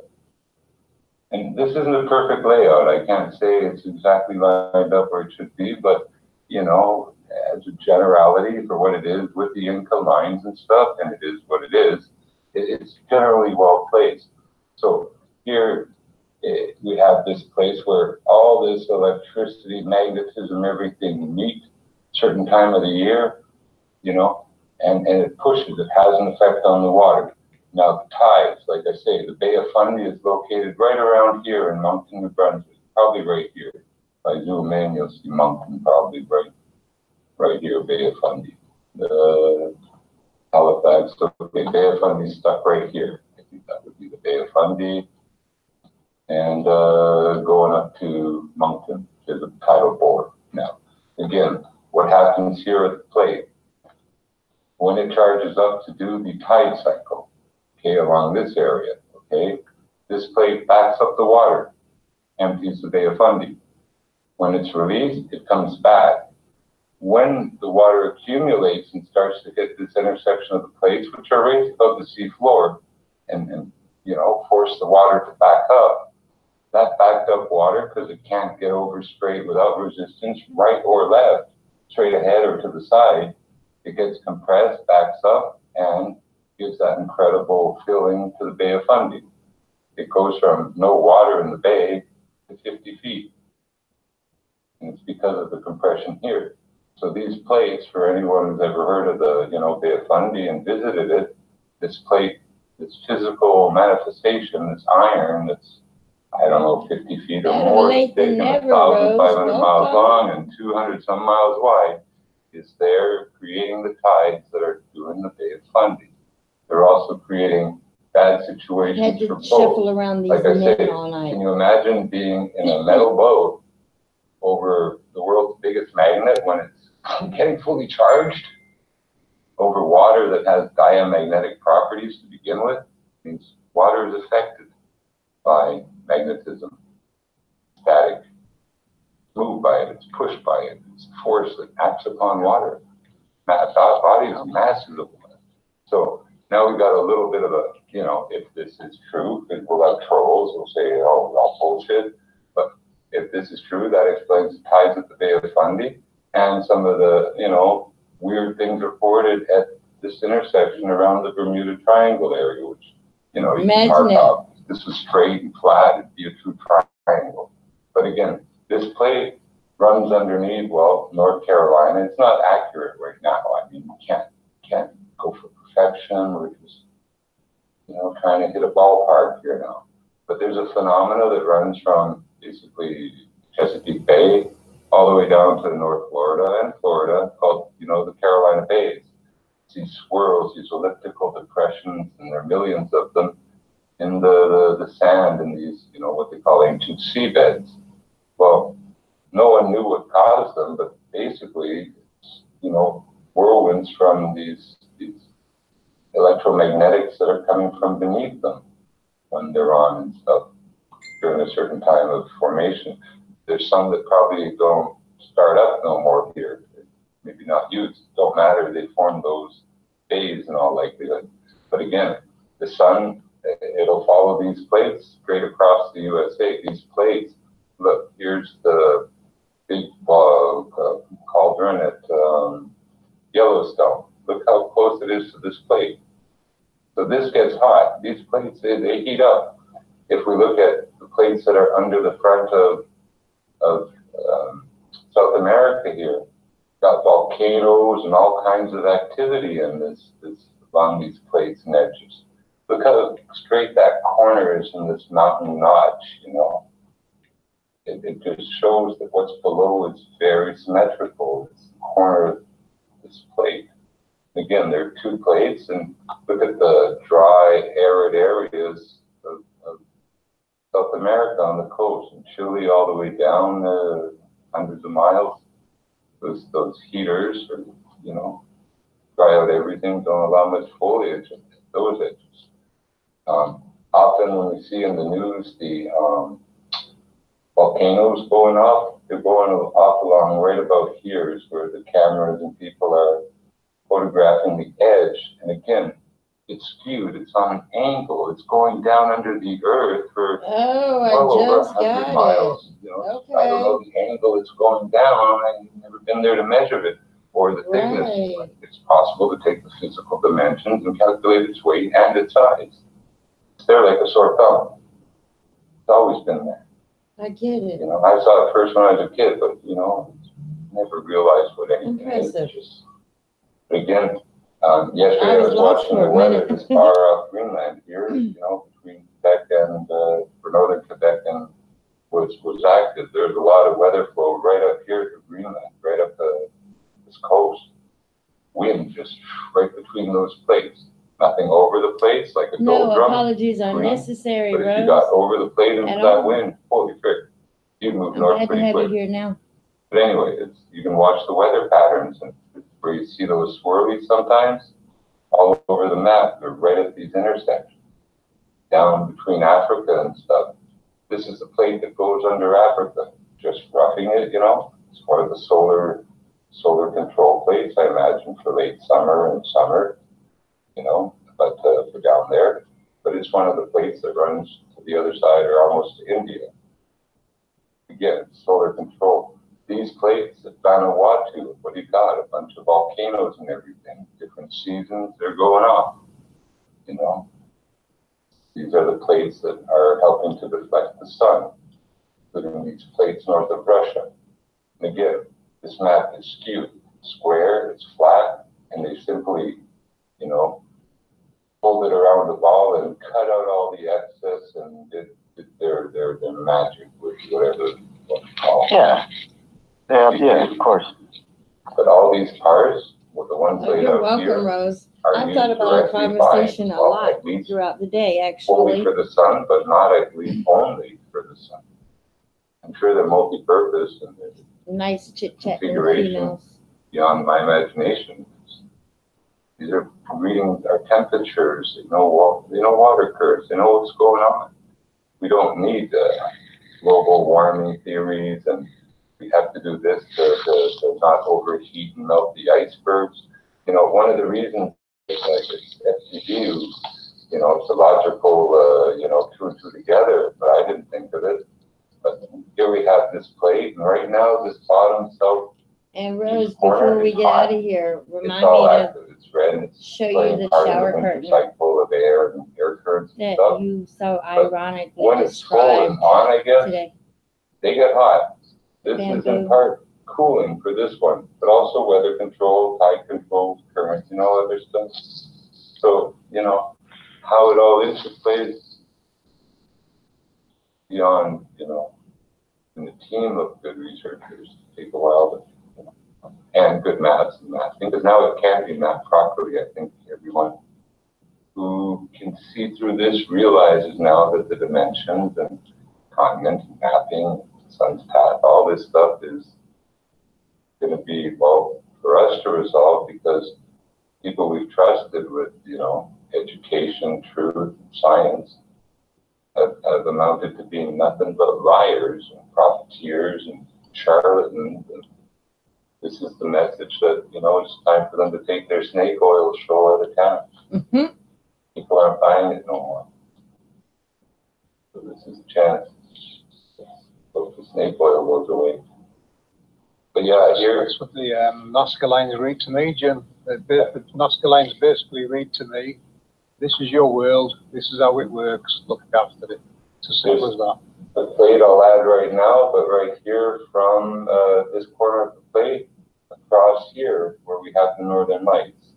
So this retorts back around there and it's on a little angle on the Nazca lines.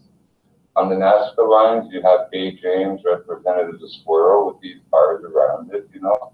The Bay James is represented just like the whale over in eastern Russia, just like the, you know, spider and the other creatures, parrots and other birds. We sure are, Andy. Bird for Alaska, they all match up. They tune all, in. You know, draw a picture of a basic sweep trigger oscilloscope with a flyback circuit. I've worked with hundreds, thousands of them, fixed them for decades. I mean, just like second nature. You were paying It attention, didn't come to Andy. me when I was first looking at it, and it really didn't come to me to, like FDU was saying, you have to straighten it out. You have to straighten it out. Somebody give Andy a going over my trot or head, two. mental block, and you know, showing me the stuff, but it because of the skinny winny hula hoop, you know, sun going round and round, and you know, it wasn't registering as a technical drawing. But he had one photo of the aurora borealis stretched out straight I saw that, it became a flyback oscillator circuit.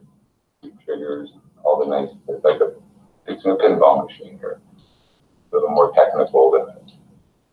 But it's still the same. It's just a machine to push around the light from one edge to the other, move it up and down, or north to south, top to bottom, whatever you want to call it now, incrementally and actually very precisely in the route that I send it. Sure, sometimes. I've got that image on screen now, Jim, if you want us to show it. Yeah, I'm gonna take this off. Let me see if I think I made another triangle. So yeah, that's the one for the curtain of light in Canada's north. It's a metal plate, and it's not hideable stuff. It's out. Let me shut this thing. Sharing. Yeah. Yeah, very intriguing stuff, James. Yeah, this right here blew my mind. We're not sure. What can I turn it up? I'm showing the. Hang on. You there, Katz? I have to stop myself Great sharing, answer, or Rose. just, Yeah, stop yourself. Yeah. I just don't want to expose the link. I'm not sure if I can get back to that window. Sorry if I'm taking. Ouch, Andy. Oh. Y'all listen to this. If it's what I think it is, I saw it in another video of theirs. Because too many windows. Which one is hard.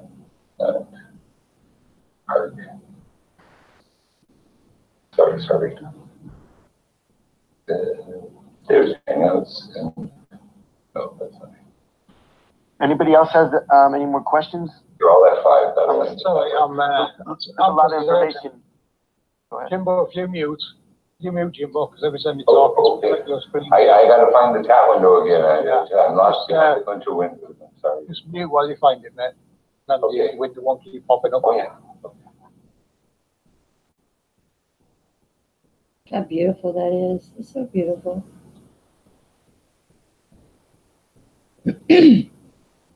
Right, there you go, guys. That's the image that did it for Jim. That's the conversion from the globe or a style map to a true flat map. That's the aurora straightened out. That's what we've been doing, really, straightening out the globe. We did try our work with the various AE style maps, and it wasn't working out. Is So this not it where they were talking about he sits on the throne? An emerald throne? Data we're seeing works with it. Ascaline overlays fit with it. That's not And it. we're progressing nicely with it, real world data's applying to it. Because when you look at real world data, they do use the Mercator map, which I'm pretty sure is derived from this map.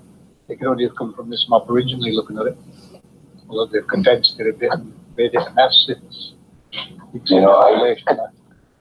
also the flight paths also. And seeing from basically the southwest corner of Manitoba, for several days in a row, the Northern Lights, and they were in a straight row, and they're like curtains of light, and they were being pulled down towards Lake Winnipeg. Now, back then, there's no way I could understand why, but I know what I see, and I registered long term. But those were pulling down because of the bar that's on the west side of the Hudson's Bay. Right there.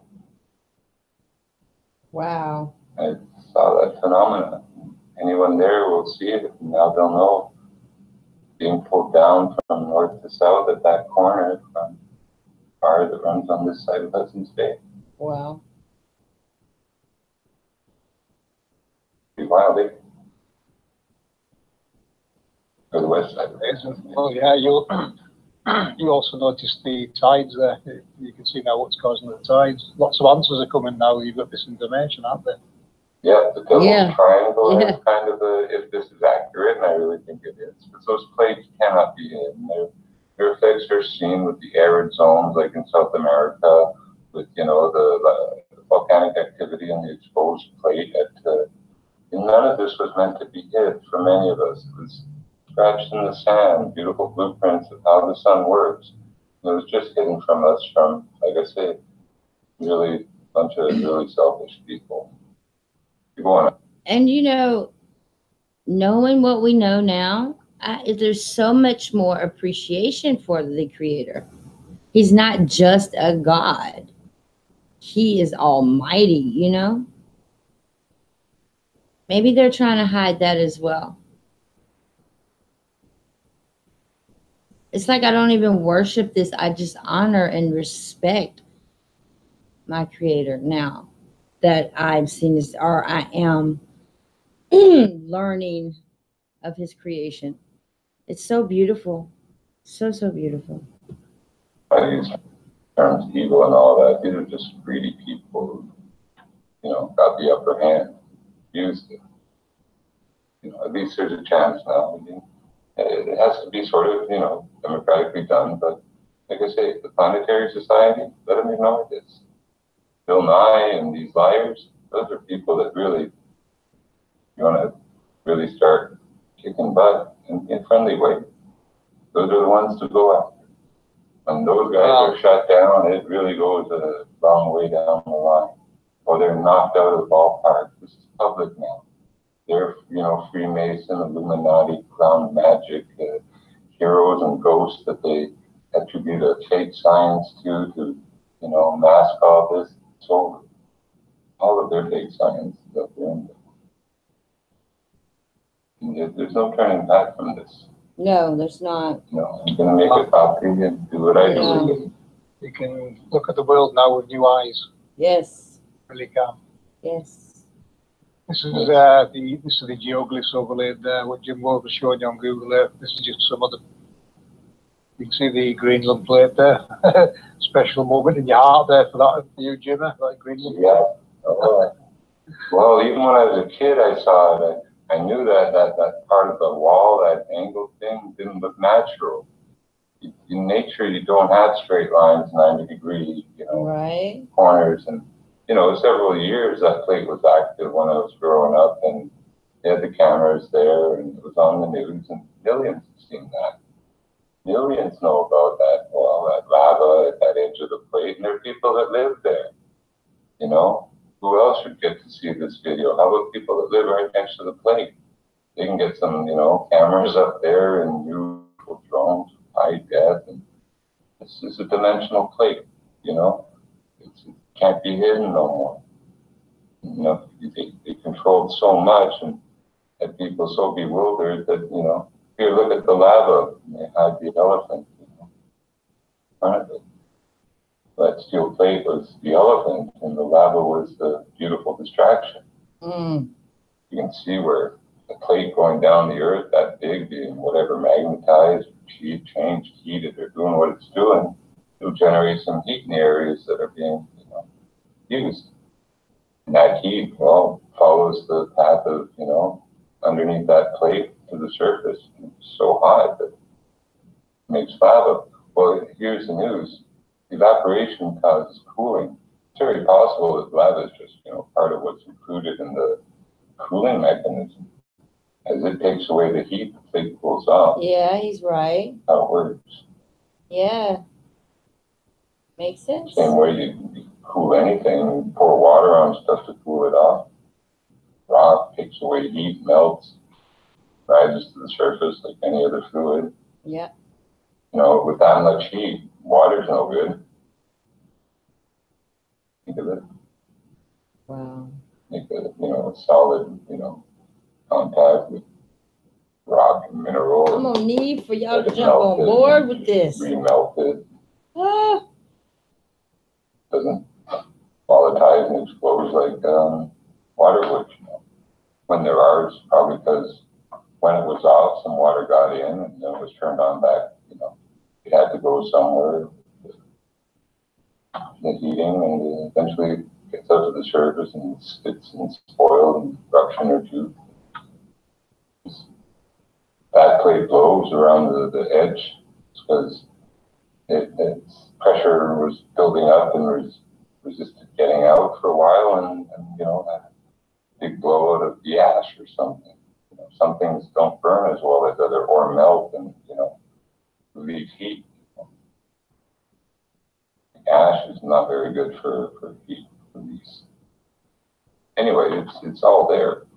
It's a piece of metal that comes from a bigger piece of metal, that it was cut from a bigger piece of metal. Maybe, you know, maybe it was a square 1,400 by 1,400 miles wide by I don't know how long, but it was bigger than one piece. Probably, you know, a square of it was cut to make at least a few of the main bars, and another piece was cut to make some of the smaller wedges and stuff.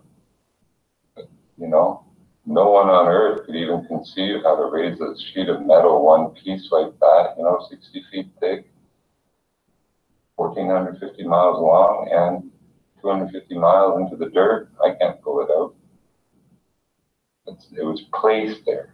It was engineered and added as part of circuitry and hardware to magnetize the movement of a sun over a plane, a light over a plane. It's the hardware sun that we have,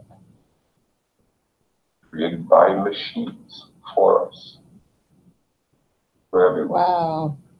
The truth about it, like I say, well, the creator made sure it was scratched in the sand in a place where it would last virtually forever. It's over one of the plates. It's going to stay dry. You're going to, you know how much wind is going to be there. Virtually none. It has lasted virtually forever.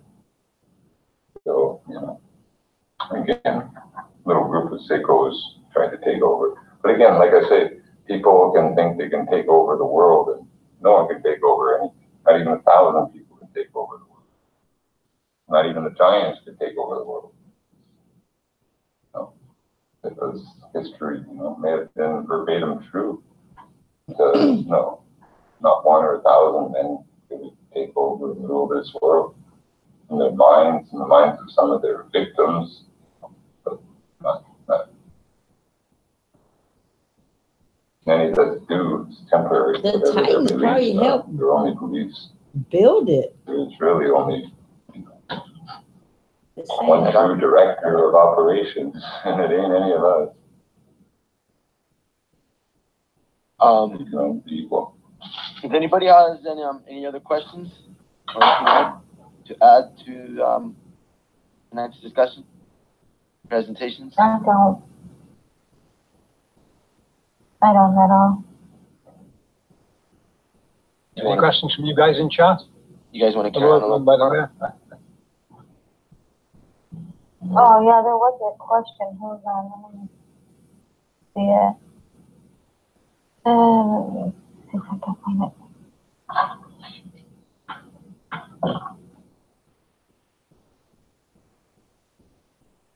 Oh, maybe it's something else.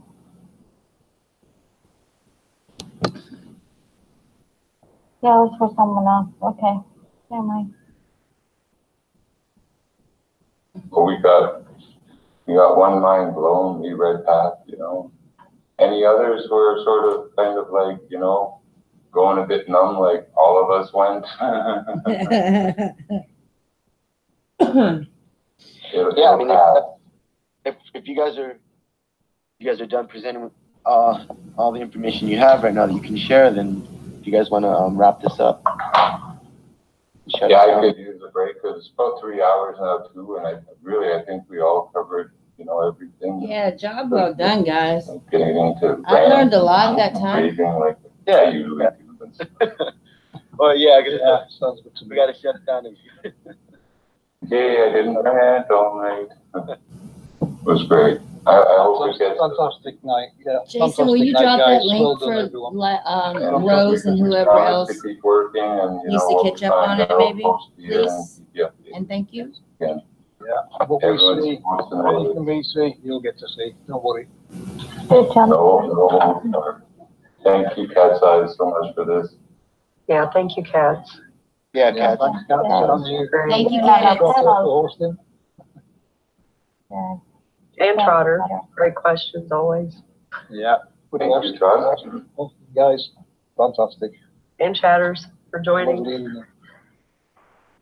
All right, you guys. Cats. Thanks everybody from coming out and joining us this lovely night or evening or day. Thanks for coming, guys, like always.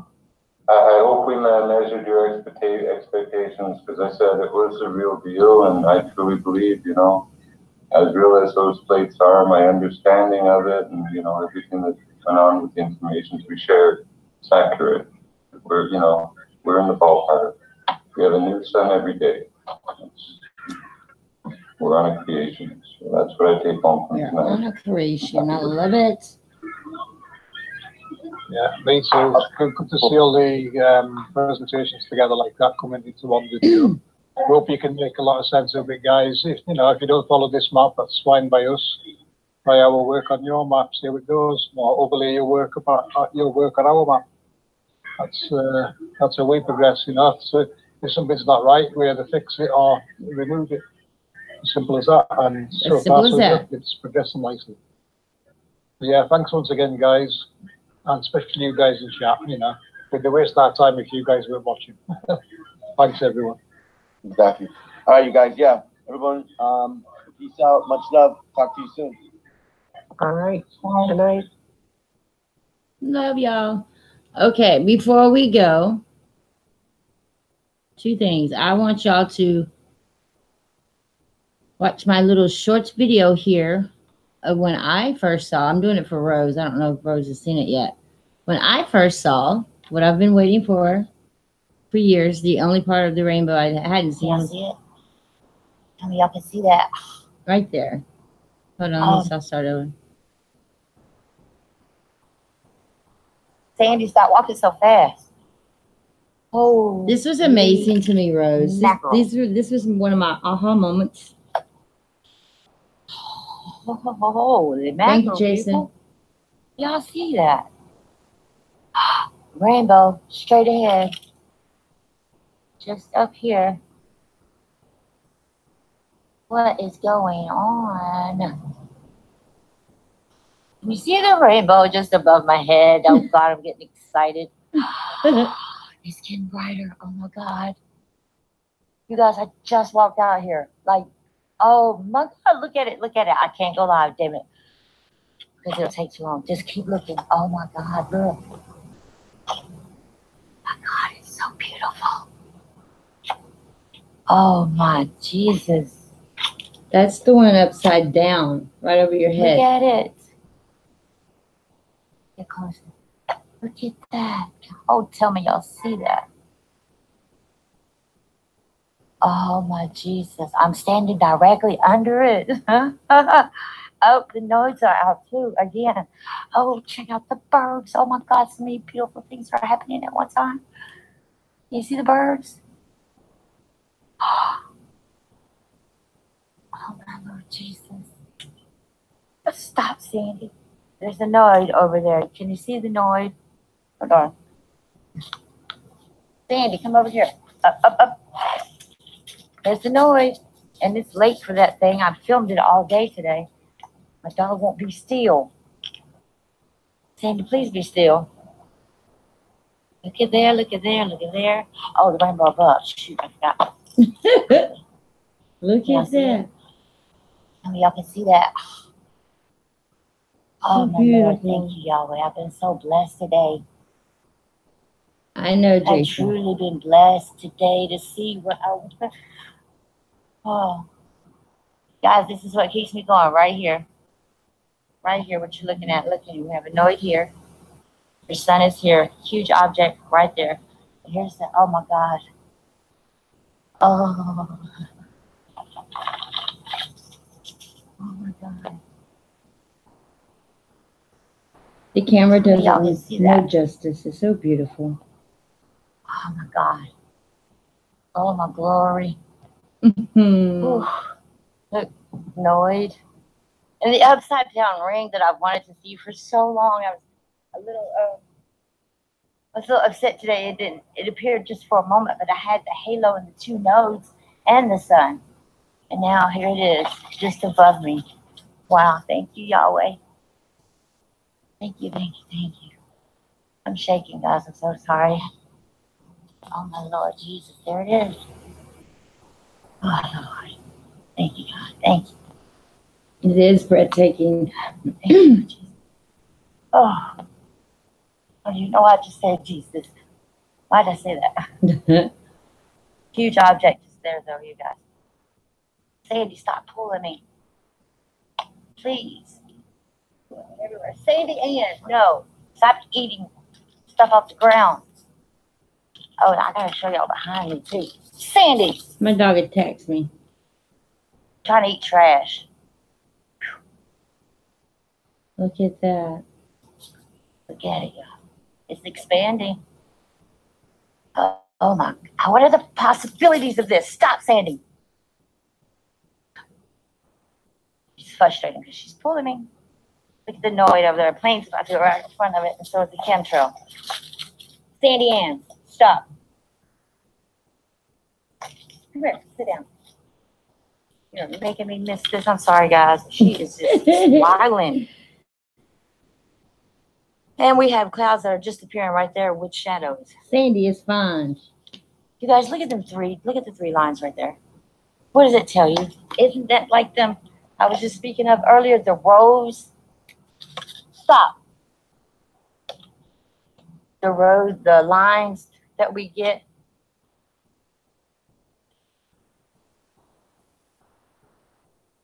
Look at that. X marks the spot right there.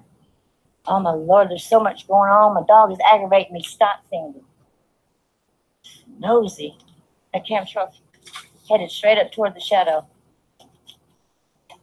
I have to take her in. You're gonna stop biting it. Stop biting it. Sandy, come here.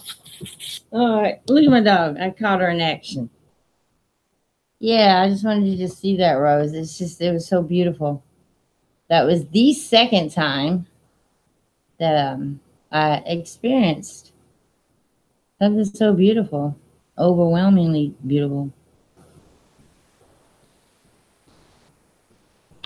Now let me show you. Okay, let me let Jason in on the conversation and everybody else in the chit chat. When I was speaking to Rose earlier today, we started talking about she started talking about bamboo sticks and the way it's cut and the way the water drips off of the bamboo. I don't know if she can see it. I'm trying to show her. It's the shower curtain right over there. See the 3 stones? Hold on, I'll use my cursor. 3 stones are just here. I need to actually turn the light on. Hold on.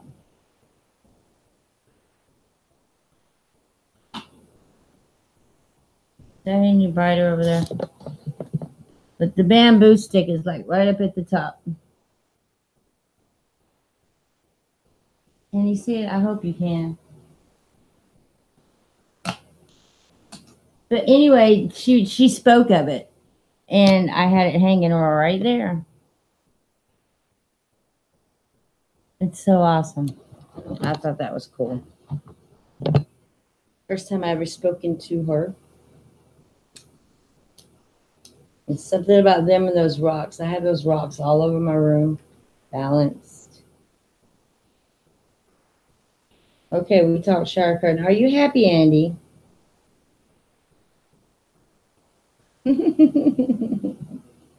Well, that about sums it up for me. I have a date with a pasta calling my name, bacon and ranch. Yeah. Thanks everybody who participated. Tomorrow is Monday. I may do another one Monday. Don't forget about Wednesday. I'm going to have Milky Way wrapped around my pinky. Now, it's going to be nice to question somebody who's been interviewing people forever, different sorts of people. It should be fun. So, love and light. Rose, thank you so much for showing up. No need to apologize or say thank you. The pleasure was all mine today. It was lovely. And to whoever else was in here to support us tonight, I love you guys. One love. Stay flat, hollow, and think mechanically. Bye, y'all. Love y'all. Good night. Go to FPV's channel if you even have a question, or One Conscious, or Cats Live, Jimbo and Trotters. If I'm forgetting you, I'm sorry. Love y'all. Bye.